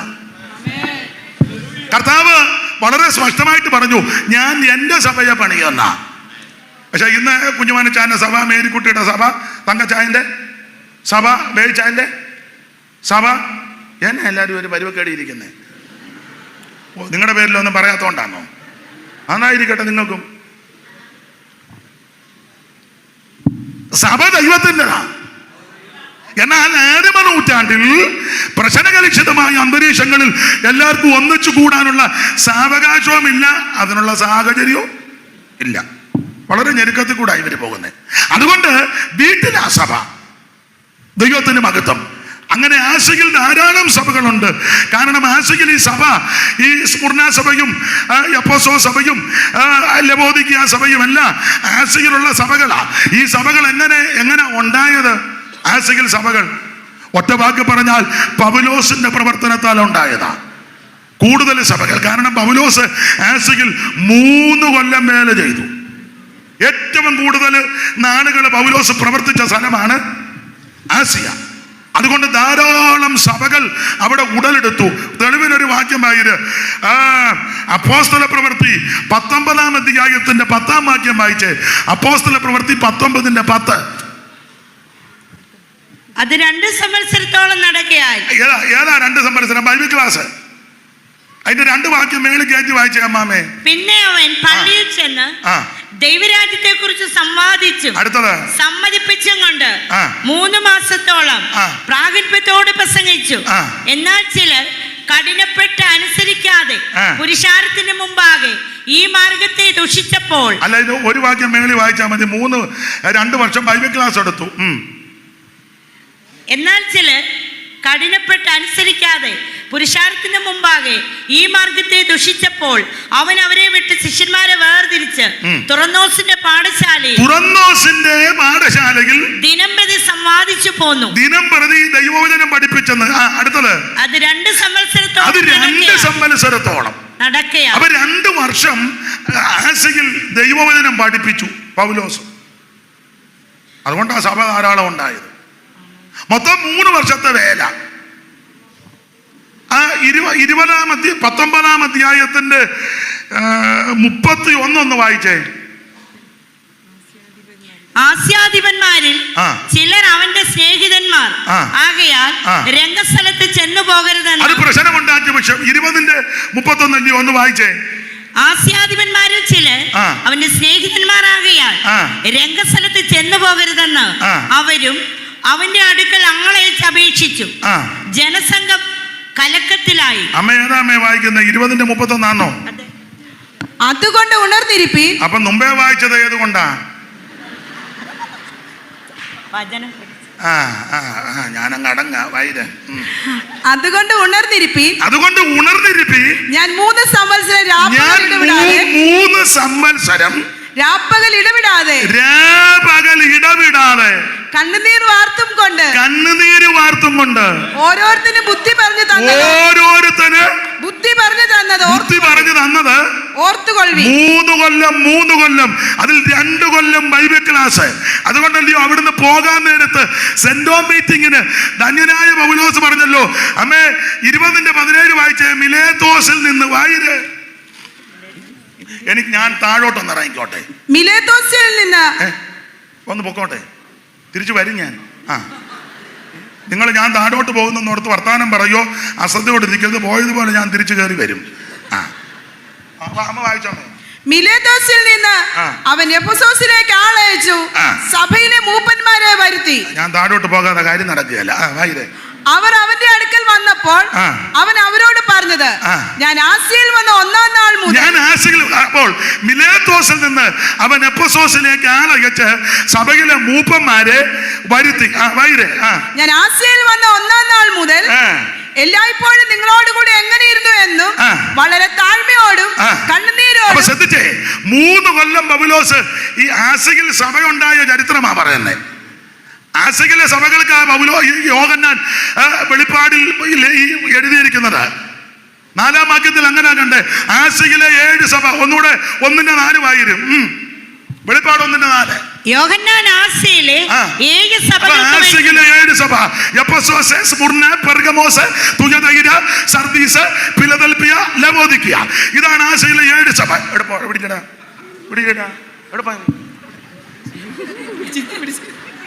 അപ്പൊ ശ്രദ്ധിച്ചേ, ആസിയയിലെ 7 സഭ. ഈ സഭ എങ്ങനെ ഉണ്ടായി? പൗലോസ് ആസിയയിൽ വന്ന് ദൈവത്തിന്റെ വചനം പറഞ്ഞു. എഫെസോസിൽ ആസിയയിൽ വചനം പ്രസംഗിക്കരുതെന്ന് പരിശുദ്ധാത്മാവ് വിലക്കി. പക്ഷെ അവിടെ നിന്നെല്ലാം തിരിച്ച് പൗലോസ് വീണ്ടും വന്നു. പൗലോസ് വന്നെന്ന് നമുക്കറിയാം. അപ്പൊ 18 വായിക്കുന്നത്, അപ്പൊല്ലോസ് കൊടുത്തിലിരിക്കുമ്പോൾ പൗലോസ് ഉൾപ്രദേശങ്ങളിൽ കൂടി സഞ്ചരിച്ച് എഫെസോസിലെത്തിയെന്ന ആ 19 വായിക്കേ 19. അപ്പൊല്ലോസ് കൊരിന്തിലിരിക്കുമ്പോൾ പൗലോസ് ഉൾപ്രദേശങ്ങളിൽ കൂടി സഞ്ചരിച്ച് എഫെസോസിലെത്തി ചില ശിഷ്യന്മാരെ കണ്ടു. വിശ്വസിച്ചിട്ട് പരിശുദ്ധാത്മാവിനെ പ്രാപിച്ചു എന്ന് ചോദിച്ചതിന് ഉണ്ടെന്ന് പോലും ഞങ്ങള് നിർത്ത്. സഭയ്ക്കകത്തുള്ളത് അകലെയുണ്ടോ? അഭിഷേകം പ്രാപിക്കണം.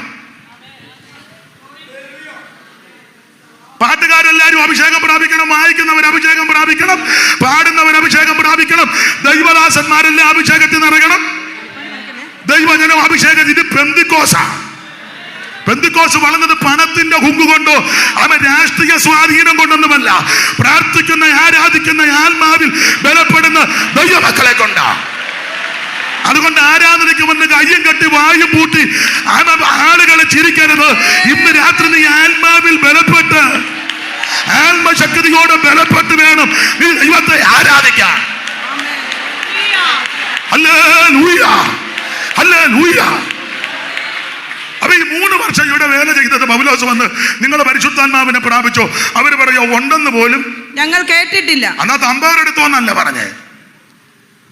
തമ്പാറെടുത്ത് അടിക്കാനായ ഉള്ള 2 എണ്ണത്തിനെ കൊണ്ടുപോകാം, കമത്തിയിട്ട് അടിച്ചേക്കാം. നിങ്ങളുടെ സ്നാനമേതാ? കാര്യമൊക്കെ ചോദിച്ചു, ഉപദേശം പറഞ്ഞവരെ കാര്യം പഠിപ്പിച്ചു. എന്തിനേറെ 3 കൊല്ലം വേല ചെയ്തു.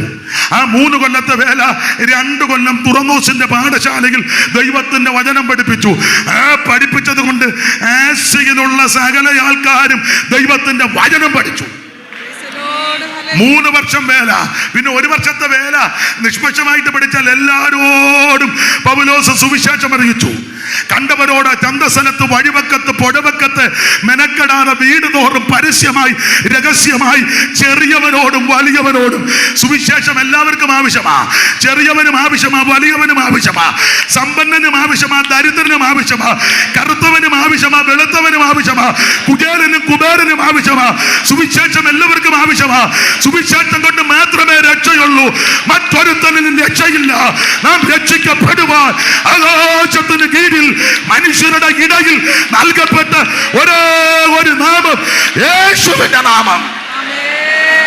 ദൈവത്തിന് മഹത്വം, ദൈവത്തിന് മഹത്വം, ദൈവത്തിന് മഹത്വം, ദൈവത്തിന് മഹത്വം, ദൈവത്തിന് മഹത്വം.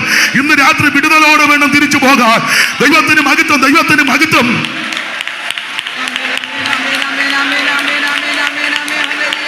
ഹല്ലേലൂയ.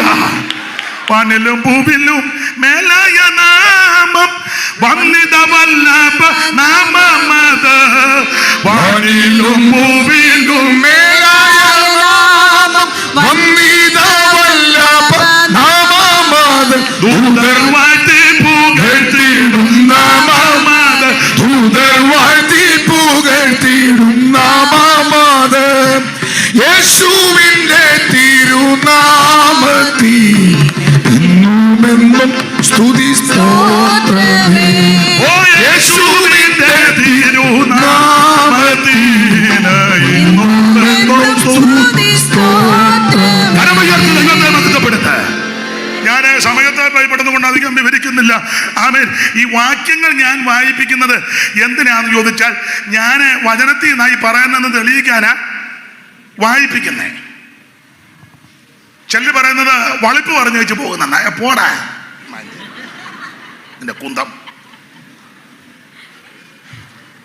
ഇത് പറഞ്ഞല്ല വളിപ്പാണോ മാണിച്ച?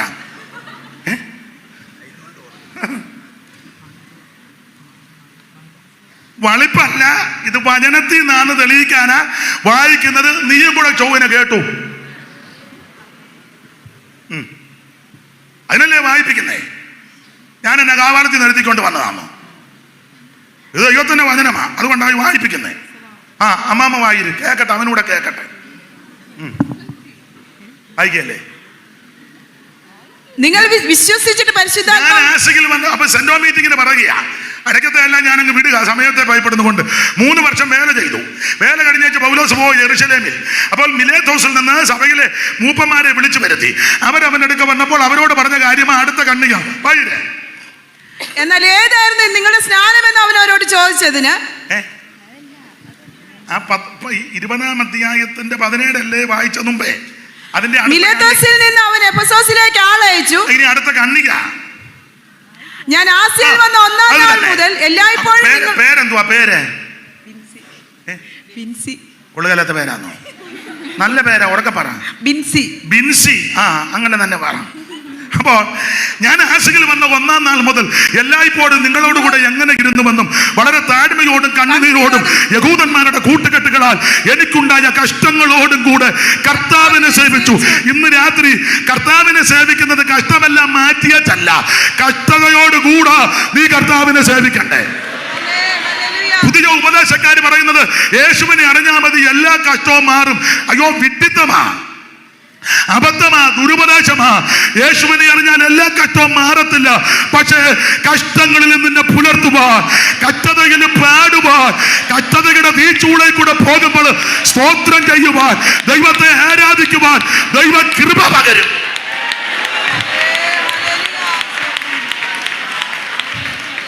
ലോകത്തിൽ നിങ്ങൾക്ക് കഷ്ടമുണ്ടെങ്കിൽ ധൈര്യപ്പെട്ടിടുവീ, എന്നൊരു ചെയ്ത ജയവീരന് കൂടെയുള്ളതിനാ.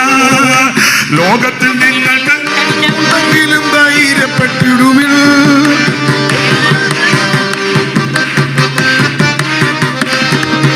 സ്വർഗ്ഗസിയോ പുരയിലെത്തി തരുമനായുമാ.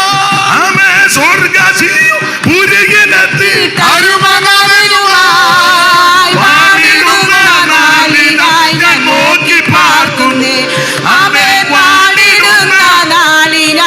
നോക്കി പാർക്കുന്നേ. ഓ ആനന്ദമാനിൻ ജീവിതത്തിൽ നാളുകൾ നിനയ്ക്കുമ്പോൾ ഹൃദിക്കുതൂക്കാൻ നിറഞ്ഞിടുന്നി ഭാഗ്യാനന്ദമേ. ആനന്ദമാനിൻ ജീവിതത്തിൽ നാളുകൾ നിനയ്ക്കുമ്പോൾ ഹൃദിക്കുതൂക്കാൻ നിറഞ്ഞിടുന്നി.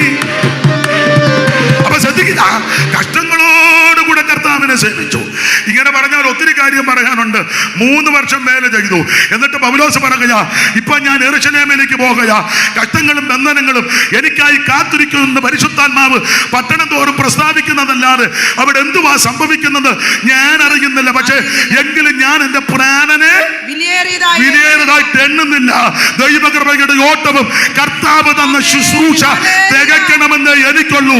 ദൈവത്തിന്റെ പൈതല് കഷ്ടതയിൽ പതറിപ്പോകരുത്, പ്രതികൂലങ്ങളിൽ നടുങ്ങിപ്പോകരുത്, പോരാട്ടങ്ങളിൽ നിരാശപ്പെട്ടു പോകരുത്. ദൈവമേൽപ്പിച്ച ശുശ്രൂഷ, ദൈവമേൽപ്പിച്ച ശുശ്രൂഷ, എന്റെ സഹപടന്മാര് ദൈവമേൽപ്പിച്ച ശുശ്രൂഷ വിശ്വസ്തരെന്നെണ്ണി ഈ ശുശ്രൂഷ കേൾക്കത് കൊണ്ട് അത് നന്നായി ചെയ്തോണം. പൗലോസ് പറഞ്ഞു, ഈ ശുശ്രൂഷ തികയ്ക്കണമെന്ന് എനിക്കുള്ളൂ. ഞാൻ എപ്പോഴും പറയും. പിന്നെ പൗലോസ് എഫെസോസിൽ നിന്ന് പോകാൻ നേരത്ത് ഒരു ദൂത് പറഞ്ഞു സഭയോട് പറഞ്ഞു, ഞാനേ ഇപ്പൊ പോവുക, ഇനി നിങ്ങൾ എൻ്റെ മുഖം കാണുകയല്ല. യെരൂശലേമിലോട്ട് പോവുക, കഷ്ടങ്ങളും ബന്ധനങ്ങളും ഉണ്ടെന്ന് ആ ദൂത് പറഞ്ഞേക്കുന്നത്. ഇനി അവിടെ ചെല്ലും പറയാ എന്തോ കോടാലിയാന്ന്. എന്ത് വാങ്ങലും കൊള്ളാം, ഞാൻ പ്രാണനെ വിലയേറിയതായിട്ട് എണ്ണുന്നില്ല. എന്നിട്ട് പൗലോസ് പറയും, പിന്നെ ഞാൻ ഇവിടെ നിന്ന് പോയി കഴിയുമ്പം ഈ സഭയ്ക്കകത്ത് പെന്തിക്കോസ് ശൈലി പറയാം 2 പോരാട്ടം ഉണ്ടാകും. ഈ സഭയ്ക്കകത്ത് 2 പോരാട്ടം. ആ 2 ഞാൻ പോയി കഴിഞ്ഞേ ഉള്ളൂ, ഞാൻ നിൽക്കുമ്പോൾ ഒക്കത്തില്ല. ഞാൻ പോയി കഴിയുമ്പോൾ 2 പോരാട്ടം. അമ്മാമേ ബിൻസി വായിച്ച 29. ഞാൻ പോയ ശേഷം ആട്ടിൻകൂട്ടത്തെ ആദരിക്കാത്ത കൊടിയ ചെന്നായ്ക്കൾ നിങ്ങളുടെ ഇടയിൽ കടക്കുമെന്ന് ഞാൻ അറിയുന്നു. നിങ്ങളുടെ ഇടയിൽ കിടക്കും എന്ന് പറഞ്ഞാൽ വെളിയിൽ നിന്ന് വരുമെന്ന്. അപ്പൊ 1ാമത്തെ പോരാട്ടം വെളിയിൽ നിന്ന് വരുന്ന പോരാട്ടമാണ്. നിങ്ങളുടെ ഇടയിൽ കിടക്കും. എപ്പോഴാ? ഞാൻ പോയ ശേഷം. എൻ്റെ ഭാഷ പറഞ്ഞ പൗലോസ് നിൽക്കുമ്പോൾ ഒരുത്തൻ്റെയും പിത്തലാട്ടം, ഇഞ്ചീനപ്പച്ചനുള്ളപ്പോൾ ഒരുത്തരുടെയും പിത്തലാട്ടം.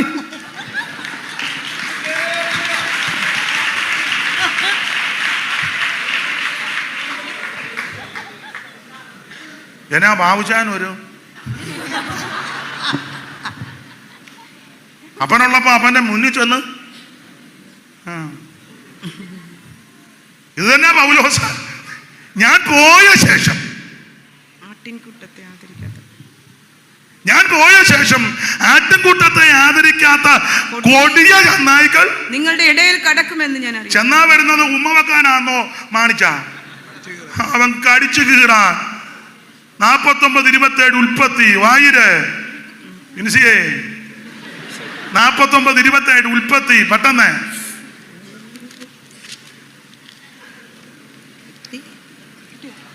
ഓ അത് നിങ്ങൾ തപ്പുക.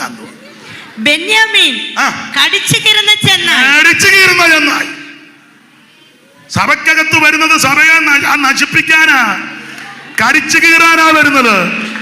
പാവപ്പെട്ട ദൈവമക്കളെ കടിച്ചു കീറാൻ, ആരാധിക്കുന്ന ദൈവമക്കളെ കടിച്ചു കീറാൻ, പ്രാർത്ഥിക്കുന്നവനെ കടിച്ചു കീറാൻ, ഉപവസിക്കുന്നവനെ കടിച്ചു കീറാൻ, ആത്മാവിൽ ബലപ്പെടുന്നവനെ കടിച്ചു കീറാൻ. ഇന്ന് രാത്രി അങ്ങനെയുള്ള പോരുകടമേൽ ദൈവമക്കൾ ജയമെടുക്ക. കയ്യം കെട്ടി വായും പൂട്ടിയിരിക്കാതെ ഇന്ന് രാത്രി ജയമെടുക്ക്. നിന്നെ കടിച്ചു കീറുവാൻ, നിന്നെ നശിപ്പിക്കുവാൻ, തകർത്തു കളയുവാൻ വരുന്ന ദുഷ്ട വ്യാപാരങ്ങളെ, കാനം സെന്ററിനെ കടിച്ചു കീറുവാൻ, അവൻ ദൈവദാസന്മാരെ കടിച്ചു കീറുവാൻ, സഭകളെ കടിച്ചു കീറുവാൻ. ഞാൻ ദൂതാ പറയുന്നത് ഏറ്റെടുത്ത് വിടുതലെടുക്ക്. ഇന്ന് രാത്രി ഈ സെന്ററിനൊരു വിടുതലാകട്ടെ.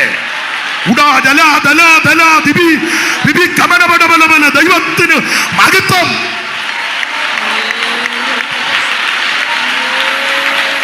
ദൈവത്തിന് മഹത്വം, ദൈവത്തിന് മഹത്വം, ദൈവത്തിന് മഹത്വം. ഇന്ന് രാത്രി ഇവിടെ ആരാധിക്കുമ്പോൾ ഓരോ സഭയ്ക്ക് വിടുതലാകട്ടെ. ആസിയിലെ സഭകൾക്ക് വിടുതലായതുപോലെ ഇന്ന് രാത്രി വിടുതൽ. ദൈവത്തിന് മഹത്വം, ദൈവത്തിന് മഹത്വം, ദൈവത്തിന് മഹത്വം, ദൈവത്തിന് മഹത്വം. പൗലോസ് പറയാ, ഞാൻ പോയ ശേഷം ആട്ടിൻകൂട്ടത്തെ ആദരിക്കാത്ത കൊടിയ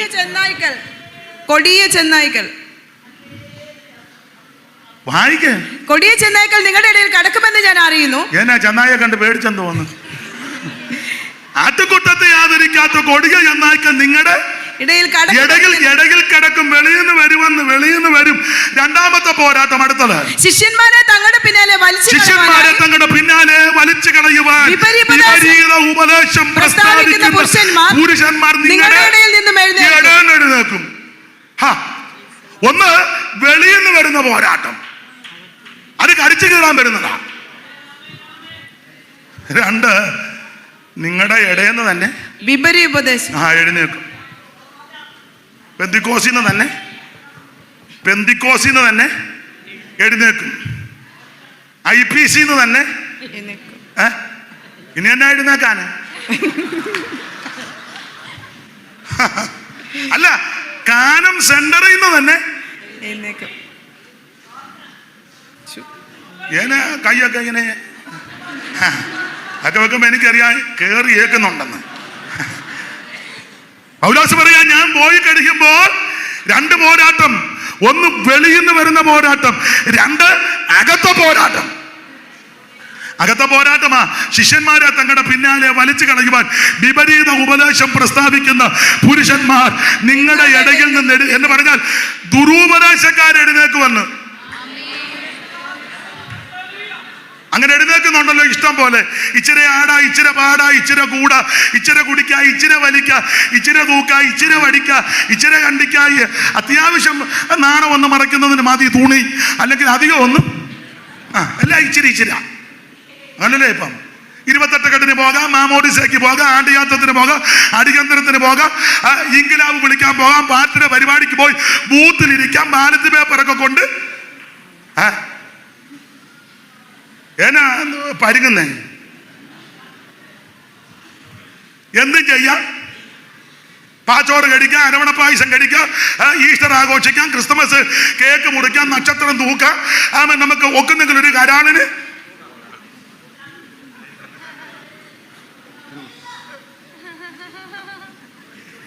ദൈവത്തിന് മഹത്വം. അയ്യോ, ഇതിനകത്ത് ദുരുപദേശക്കാർക്ക് എടാ പെന്തിക്കോസിന് ഒരു ഉപദേശമുണ്ട്. എല്ലാരും ഇത് കുത്തടിഞ്ഞതല്ല, കയറ് പൊട്ടിച്ചതല്ല. ഏകവിടത്തിന്റെ കൊമ്പുകളോളം ഏകപശുവിനെ കയറുകൊണ്ട് കെട്ടണം. ഇത് അടിച്ചു വിട്ടതല്ല, ഇതിന് പ്രമാണമുണ്ട്. എന്താ പ്രമാണം? ഒന്ന്, മാനസാന്തരപ്പെട്ട യേശുവിനെ രക്ഷിതാവായി സ്വീകരിക്കണം. അങ്ങനെ രക്ഷകനായി സ്വീകരിച്ചവർ വെള്ളത്തിൽ മുങ്ങി പിതാവിന്റെയും പുത്രന്റെയും പരിശുദ്ധാത്മാവിന്റെ നാമത്തിൽ, യേശുനാമത്തിൽ അല്ല, മുങ്ങണം, നിമജ്ഞനം, അഭിഷേകം പ്രാപിക്കണം. എന്തുവാ പറയുന്നേ? അങ്ങനെ മുങ്ങുകയല്ലെന്നാന്നോ മുങ്ങിയെന്നാന്നോ? എന്തുവാ പുള്ളി പറഞ്ഞേ? ഒന്നും പറഞ്ഞില്ല. ഒന്നും പറയാതിരിക്കുന്നതാ ഇപ്പം നല്ലത്. ദൈവത്തിന് മഹത്വം. അഭിഷേകം പ്രാപിക്കണം. ഇത് ആരുടെ കുത്തകയല്ല, ദൈവത്തിന്റെ ദാനമാണ്. സഭയ്ക്കകത്ത് വരുന്ന സകല ആൾക്കാരും അഭിഷേകം പ്രാപിച്ച് ആത്മസ്നാനത്തിൽ നിറഞ്ഞ് ദൈവത്തെ ആരാധിക്കണം. നീ വേർപാട് പാലിക്കണം. ലോകക്കാരെ പോലെ മറ്റുള്ളവരെ പോലൊന്നും കുത്തടിയാൻ നമുക്ക് പ്രമാണമില്ല. നമുക്ക് പ്രമാണമുണ്ട്. ലേവ്യ പുസ്തകം 18:1 വായിച്ച യഹൂദനോട് പറഞ്ഞ പ്രമാണം. ലേവ്യ 18:1 പെട്ടെന്ന് വായിര്, പെട്ടെന്ന് ലേവ്യ 18:1.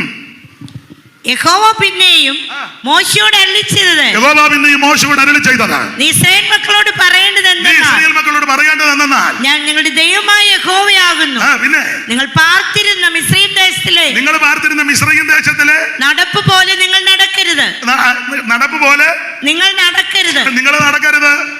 ഞാൻ നിങ്ങളെ കൊണ്ടുപോകുന്ന കനാൻ ദേശത്തിലെ നടപ്പ് പോലെയും അരുത്. രണ്ട് നടപ്പും വേണ്ട. ഇവിടെ നേരത്തെ പാർത്തെടുത്ത് ഒന്നും ഇതിനകത്ത് വേണ്ട. ഇനി ചെല്ലുന്ന നാട്ടില് അമോര്യരും ഹിത്യരും ഹിർവ്യരും അർഗ്യരും പെരിശ്യരും യബൂസ്യരും ഒക്കെ ഉണ്ട്. അവർക്ക് വേറെ നടപ്പുണ്ട്.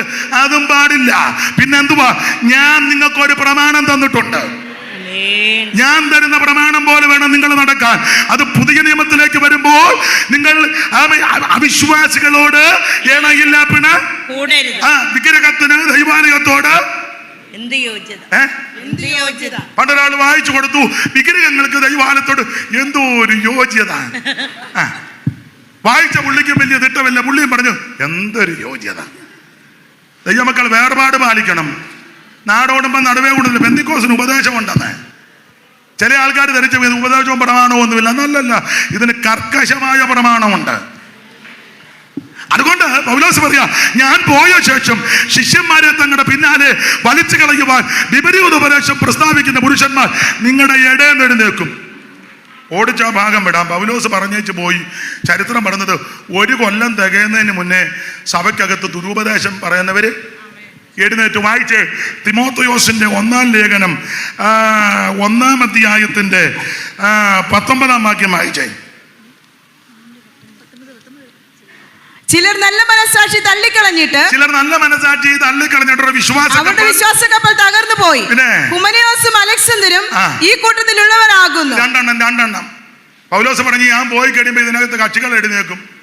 പൗലോസ് പോയി 1 കൊല്ലം തികയുന്നതിന് മുന്നേ ഹുമനയോസും അലക്സാണ്ടർ, നല്ല പേരാ, ഹുമനയോസും അലക്സാണ്ടറും. ഡോക്ടർ റോറൻ അലക്സാണ്ടർ, പേരൊക്കെ നല്ല പിള്ളേരുടെ ഭാഷ പറഞ്ഞാൽ നല്ല വെടിക്കെട്ട് പേരാ, ഇല്ലയോടാ? നീ എന്നെ ഇങ്ങനെ ഇരിക്കുന്നു, തുമ്പിയെ പിടിക്കാണ്ടിരിക്കുമ്പോൾ. അപ്പൊ ശ്രദ്ധിച്ചേ, നല്ല പിള്ളേരുടെ ഭാഷ പറഞ്ഞാൽ വെടിക്കെട്ട് പേരാ. ഹുമനയോസും അലക്സാണ്ടറും അവർ ഞാൻ പോയ ശേഷം ആൾക്കാർ എഴുന്നേൽക്കും. ഇവിടെ വായിക്കുന്നത് 19-ാം വാക്യം. ചിലർ നല്ല മനസാക്ഷി തള്ളിക്കളഞ്ഞിട്ട് അവരുടെ വിശ്വാസക്കപ്പൽ തകർന്നു പോയി. ഹുമനയോസും അലക്സാണ്ടറും ഈ കൂട്ടത്തിൽ അവർ ദൂഷണം പറയാതിരിക്കാൻ പഠിക്കേണ്ടതിന് ഞാൻ അവരെ സാത്താനെ ഏൽപ്പിച്ചിരിക്കുന്നു. ഇങ്ങനെയുള്ളവരെയൊക്കെ പണ്ട് സാത്താനെ ഏൽപ്പിക്കും. നമ്മളെ കൊണ്ട് പറഞ്ഞിട്ടൊന്നും ഒക്കാത്തതിനെയല്ല സാത്താന് കൊടുക്കും. സഭയായിട്ട് താവേ ശാശിന്റെ കയ്യിലോട്ട് കൊടുക്കുക. അങ്ങനെയൊക്കെ കൊടുക്കും. അപ്പൊ പിശാചിന്റെ കയ്യിൽ കൊടുത്താൽ പിശാച് നല്ല പരുവത്തിനെ അടിച്ച് അവനെ ഒതുക്കി ഇതിനകത്ത് കൊണ്ടുവരും. അവസാനം അങ്ങേയറ്റം പറ്റുമ്പോൾ ഇവൻ പറയും, പാസ്റ്ററെ തെറ്റിപ്പോയി, വയ്യ, ഞങ്ങളുടെ വീട്ടിൽ ഒരു ചില ദിവസം പ്രാർത്ഥന അങ്ങനെ ഏൽപ്പിച്ചു കൊടുക്കുന്നത്. ഇപ്പം ഷാജിന് പോലും ഒരുത്തനെ കിട്ടുന്നില്ല. നമ്മൾ വ്യാജിനെ ഏൽപ്പിച്ചപ്പം അവനെയും കൊണ്ട് വേറെ സഭക്കാർ പോയി, അവനെ അവിടെ കൊണ്ടുവന്ന് സെക്രട്ടറി ആക്കി. പിശാചു ഇപ്പൊ കടന്ന് കരയുക, ദൈവമേ വല്ലപ്പോഴും ഒരെണ്ണത്തിനെ കിട്ടുന്നത്, അതിന് അവരും കൊണ്ടുപോയി. അപ്പൊ ഈ ഹുമനയോസും അലക്സാണ്ടറും രണ്ടെണ്ണം ഇവരെഴുന്നേറ്റ് ദുരുപദേശം പഠിപ്പിച്ചു. എന്തുവാ ദുരുപദേശം പഠിപ്പിച്ചത്? തിമോത്തിയോസിന്റെ 2-ാം ലേഖനം 2-ാം അധ്യായത്തിന്റെ 16 മുതൽ വായിച്ചേ. ഭക്തിവിരുദ്ധമായ വൃഥാലാപങ്ങളെ ഒടിഞ്ഞിരിക്കുക ആ വകക്കാർക്ക് അപക്വത അധികം മുതിർന്നു വരും. അവരുടെ വാക്ക് അർബുദ വ്യാധി പോലെ തിന്നുകൊണ്ടിരിക്കും. അടുത്തത് ഹ്യൂമനിയോസും പീലേത്തോസും ഈ കൂട്ടത്തിലുള്ളവരായിരുന്നു. അവർ സത്യം വിട്ട് തെറ്റി. അതാ പഠിപ്പിച്ച ദുരുപദേശമാ. അവർ സത്യം വിട്ട് തെറ്റി. അടുത്ത പദം പുനരുത്ഥാനം കഴിഞ്ഞു.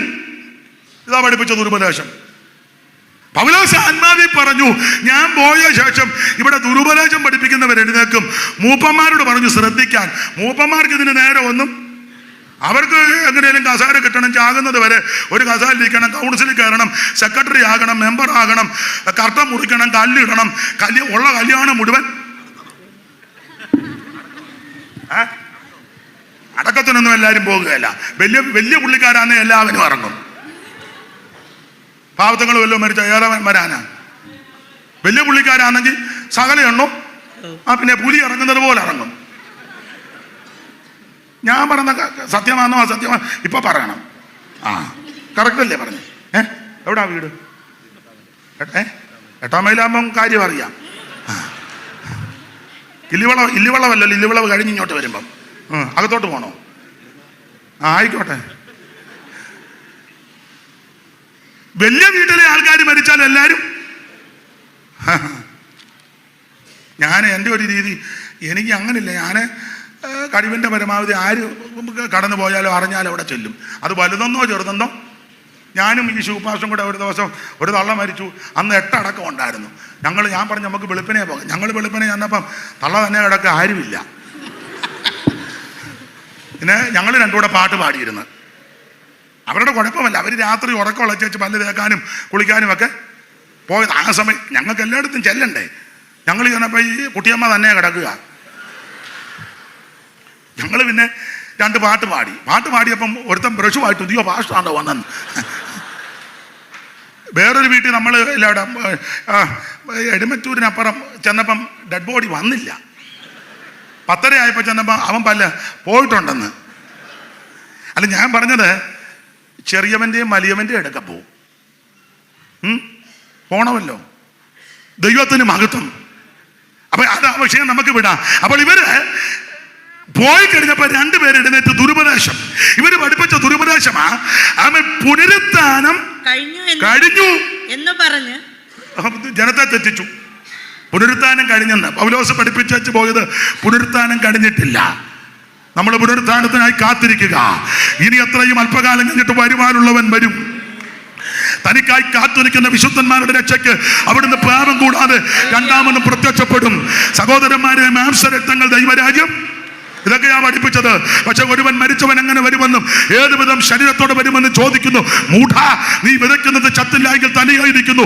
നീ വിതയ്ക്കുന്നത് ഗോതമ്പിന്റെയോ മറ്റു വല്ലതിന്റെയോ മണികൾ എത്ര ദൈവമോ ഓരോന്നിനും അതിന്റെ ശരീരം കൊടുക്കുന്നു. സകല മാംസം ഒരുപോലുള്ള മാംസമല്ല. പക്ഷികളുടെ മാംസം വേറെ, കന്നുകാലികളുടെ മാംസം വേറെ.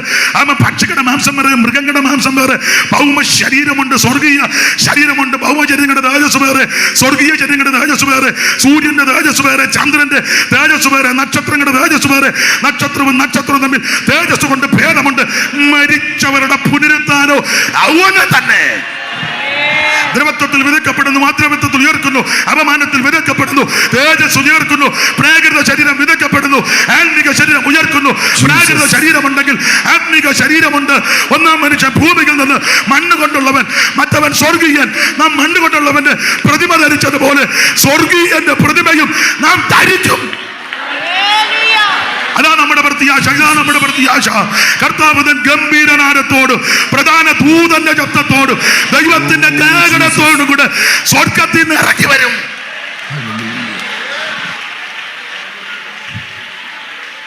എത്ര നാൾ ചതിച്ചു കൊള്ളും പിശാചി ലോക, എത്ര നാൾ ചതിച്ചു കൊള്ളും,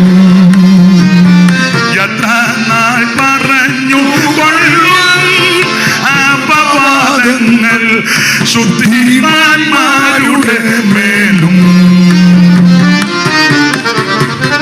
കർത്താവേ നോക്കി കാണാം പാർത്തലത്തിൻ ദുരിതം, കർത്താവേ നോക്കി കാണാം പാർത്തലത്തിൻ ദുരിതം, കർത്താവേ നോക്കി കാണാം പാർത്തലത്തിൻ ദുരിതം.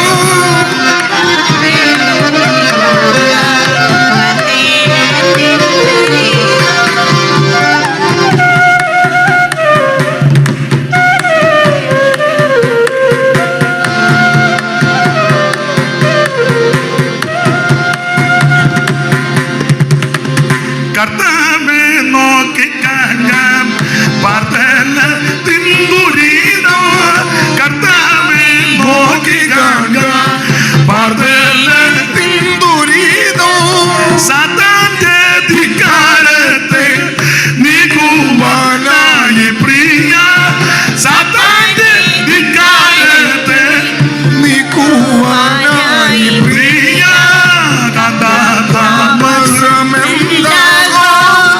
വന്നിനാരേശു കഥാതാമസം. കരമുയർത്ത് ദൈവത്തിന് മഹത്വം കൊടുത്താട്ടെ. ഏതാനും മിനിറ്റ് കൊണ്ട് വചന ശുശ്രൂഷ എനിക്കൊന്ന് 9 9:30 9:30 എന്നാ അങ്ങ് നിർത്തായതായിരിക്കും നല്ലത്. എല്ലാവരും പോകണ്ടായോ? ഇനിയും വാക്യം വായിപ്പിക്കുന്നില്ല, കാര്യം പറഞ്ഞങ്ങ് നിർത്തുക. കുറുവാക്യം ഇതാ, അല്ല ഞാൻ താഴെ നിൽക്കുന്നത് ഗുണമായി. ഇപ്പം നിർത്തിയേക്കാം. 11-ാം വാക്യം ഒന്നുകൂടെ വായിച്ചേ. ആത്മാവ് സഭകളോട് ആത്മാവ് സഭകളോട് പറയുന്നത് എന്തെന്ന് ചെവിയുള്ളവൻ കേൾക്കട്ടെ. പിന്നെ ജയിക്കുന്നവൻ ഓടിച്ചു പറയാൻ വാക്യം വായിപ്പിക്കുന്നില്ല. ഓരോ സഭയോടും ദൂത് പറയുമ്പോൾ അവൻ ജയിക്കേണ്ട വിഷയമുണ്ട്. എഫെസോസുകാരോടൊക്കെ പറയുമ്പോ പറയാ കള്ളയപ്പോസ്തലന്മാരെ ജയിച്ചോണം. വേറൊരു ഭാഗത്ത് പറയാ ഇസബേൽ എന്ന് പറയുന്ന ഒരു ശക്തിയുണ്ട്, അതിനെ ജയിക്കണം. യഹൂദന്മാരല്ലാതിരിക്കെ യഹൂദന്മാരെന്ന് കളവായി പറയുന്നവരെ ജയിക്കണം. ബിലയാമിന്റെ ഉപദേശം പഠിച്ചിരിക്കുന്നവരുണ്ട്, അവരെ ജയിക്കണം. നിക്കലോവിയ ഉപദേശക്കാരെ ജയിക്കണം. Praise the Lord. ഇങ്ങനെ ധാരാളം കാര്യം ജയിക്കണം. ഈ ഓരോ സഭയോടും ദൂത് പറയുമ്പോൾ അതിന് ചില പ്രത്യേക നടപടിക്രമമുണ്ട്. ഞാൻ എപ്പോഴും പറയും, നിങ്ങൾക്കും അറിയാം. 1 കർത്താവ് സഭയ്ക്കൊന്ന് പരിചയപ്പെടുത്തും, 2 അഭിനന്ദനം, 3 ആക്ഷേപം, 4 പ്രബോധനം, 5 വിവേചനം, 6 മുന്നറിയിപ്പ്, 7 പ്രതിഫലം. ഇങ്ങനെ 7 അടിസ്ഥാന തത്വത്തിലാണ് ദൂത് പറയുന്നത്. എല്ലാം വിവരിക്കുന്നില്ല. ഇത്രയും സഹിച്ച് നിങ്ങൾ സഹകരിക്കുന്നതിന് നന്ദി. പെട്ടെന്ന് നിർത്താം. അപ്പൊ കർത്താവ് എല്ലാ സഭയ്ക്കും തന്നെ ഒന്ന് പരിചയപ്പെടുത്തും. എന്തുവാ പരിചയപ്പെടുത്തിയത്? സ്മുർണ സഭ വളരെ പ്രതികൂലങ്ങളിൽ കൂടി പോയ സഭയാണ്. ഏതാണ്ട് AD 100 മുതൽ AD 302 കാലയളവാ ഈ സഭയുടെ ചരിത്രമെന്ന പഠിതാക്കൾ പറയുന്നത്. ഏതാണ്ട് 200 കൊല്ലത്തോളം കാലക്കണക്ക്. പക്ഷെ 200 കൊല്ലത്തിൽ സഭ ശക്തമായ പീഡയിൽ കൂടി കടന്നുപോയി. ചരിത്രത്തിലേക്ക് പോകുന്നില്ല, ദൈവദാസന്മാർക്കൊക്കെ നന്നായിട്ട് അറിയാം. ഈ സഭയുടെ പീഡയുടെ കാലത്താ പോളികാർപ്പിനെ കൊല്ലുന്നത്, അഗ്നിക്കിരയാക്കുക. ഇങ്ങനെ കേട്ടിട്ടുണ്ട്, വായിച്ചിട്ടുണ്ട്. പോളികാർപ്പ് എന്ന് പറയുന്ന ദൈവദാസനെ അഗ്നിക്കിരയാക്കാൻ നേരത്ത് പറഞ്ഞു യേശുവിനെ തള്ളിപ്പറയണം. ഏതാണ്ട് 86 വയസ്സുണ്ട് പോളികാർപ്പിന്. 86. 86 വയസ്സുള്ള വന്ധ്യനായ വയോധികനാകുന്ന പോളികാർപ്പിനെ അഗ്നിക്കരയാക്കാൻ ഓർത്ത് പറഞ്ഞു, യേശുവിനെ തള്ളിപ്പറഞ്ഞാൽ രക്ഷപ്പെടാം. അപ്പൊ പോളികാർപ്പ് എന്ന് പറയുന്ന ആ ദൈവദാസൻ പറഞ്ഞു, കഴിഞ്ഞ 86 കൊല്ലമായിട്ട് എനിക്കൊരു ദോഷവും വരുത്താത്ത, എനിക്കൊരു നാശവും വരുത്താത്ത, എനിക്കൊരു തെറ്റും വരുത്താത്ത എന്റെ കർത്താവിനെ ഞാൻ തള്ളിപ്പറയത്തില്ല. ഇന്ന് രാത്രി ദൈവത്തിന്റെ പൈതലേ, നിനക്കൊരു ദോഷവും വരുത്താത്ത, നിനക്കൊരു കെടുതിയും വരുത്താത്ത നസറായനാകുന്ന യേശു ഇന്ന് രാത്രി ഇവിടെ വന്നിട്ടുണ്ട്. ഈ ദൈവദാസൻ പറഞ്ഞു, എനിക്ക് 86 കൊല്ലമായിട്ട് ഒരു ദോഷവും വരുത്തിയിട്ട് ഞാനിതിനാ തള്ളിപ്പറയാനേ. അഗ്നി കേൾപ്പിച്ചു. ഇങ്ങനെ സഭ പീഡയ്ക്കകത്തൂടെ വിവരിക്കുന്നില്ല അധികം. പീഡയ്ക്കകത്തൂടെ പോയി അനേകരെ തീക്കരയാകുന്നു, വന്യജീവികൾക്ക് ഇട്ടുകൊടുക്കുന്നു, ഗളച്ഛേദം നടത്തുന്നു. വലിയ പ്രശ്നം. അങ്ങനെയുള്ള പ്രശ്നകലുഷിതമായ അന്തരീക്ഷത്തിൽ കൂടെ പോവുക. 100 കണക്കിന് വിശുദ്ധന്മാരെ കൊന്നൊടുക്കുന്നു. 100 കണക്കിന് വിശുദ്ധന്മാർ മരിച്ച് മണ്ണോട് ചേരുന്നു. ജനമെല്ലാം ഭയത്തിലും അവൻ വളരെ മനപ്പീഡകളിൽ കൂടെ പോകുക. അന്നേരം സഭയ്ക്ക് കർത്താവ് ഒന്ന് പരിചയപ്പെടുത്തുക. 8-ാം വാക്യം വായിച്ച് എങ്ങനെയാ പരിചയപ്പെടുത്തിയത്? 8-ാം വാക്യം വായിര്. മുർന്നയിലെ സഭയിലെ ദൂതൻ എഴുതുക, മരിച്ചവനായിരുന്നു വീണ്ടും ജീവിക്കുകയും ചെയ്ത എന്ന് പറഞ്ഞ പരിചയപ്പെടുത്തുക. പോളികാർപ്പിനെ കൊന്നു, വിശുദ്ധന്മാരെ പലരെയും കൊന്നു. അപ്പൊ സഭയോട് പറയുക, നിങ്ങളോട് സംസാരിക്കുന്ന ഞാനാണെന്നറിയാമോ? ഞാൻ മരിച്ചവനാ, പക്ഷേ എന്നേക്കും ജീവിച്ചെഴുന്നേറ്റവൻ എന്ന് പറഞ്ഞാൽ നമുക്ക് മുൻപേ മണ്ണോട് ചേർന്ന വിശുദ്ധന്മാരുണ്ട്. അവരെന്നേക്കുമായിട്ട് മരിച്ചവരല്ല. ദൈവത്തിന് മഹത്വം. അവർ ജീവിക്കുന്ന ഒരു സുദിനമുണ്ട്. പോളികാർപ്പിനെ അഗ്നിക്ക് ഇരകയാക്കിയപ്പം പോളികാർപ്പ് പറഞ്ഞെന്നാ പറഞ്ഞത്, ഈ തീ അല്പം കഴിയുമ്പോൾ കെടും, ഞാൻ അല്പനേരത്തേക്ക് എരിയുക ചെയ്യും, പക്ഷേ കെടാത്ത തീയിൽ ഞാൻ വീഴത്തില്ല. ഈ തീ ഇപ്പൊ കെട്ടുപോകുന്ന തീയാ. അല്പം കഴിയുമ്പം എന്റെ ശരീരവും കത്തിച്ചാമ്പലാകും, പക്ഷേ ഞാനൊരു പുത്തൻ ശരീരത്തോടെ വരികയും ചെയ്യും. കെടാത്ത തീക്കകത്ത് ഞാൻ വീഴത്തുമില്ല. ഇന്ന് രാത്രി ആ തീക്കകത്ത് ആരും വീഴരുത്. എനിക്ക് ഒത്തിരി കാര്യം പറഞ്ഞ് ഞാൻ വചനമെല്ലാം ധ്യാനിച്ച് ഒത്തിരി കാര്യമൊക്കെ ചിന്തിച്ചതാ. ആട്ടെ, എന്നാലും ഇത്ര സമയം തന്നതിന് നന്ദി. നിർത്തുക. ഒന്ന് പരിചയപ്പെടുത്തി. മരിച്ചു മണ്ണോട് ചേർന്ന ദൈവമല്ല, ഉയർത്തെഴുന്നേറ്റവനാ. അപ്പൊ ഒന്ന് പരിചയപ്പെടുത്തി. 2 അഭിനന്ദനം പറഞ്ഞ അഭിനന്ദനം. അടുത്ത വാക്യം വായിച്ചോ.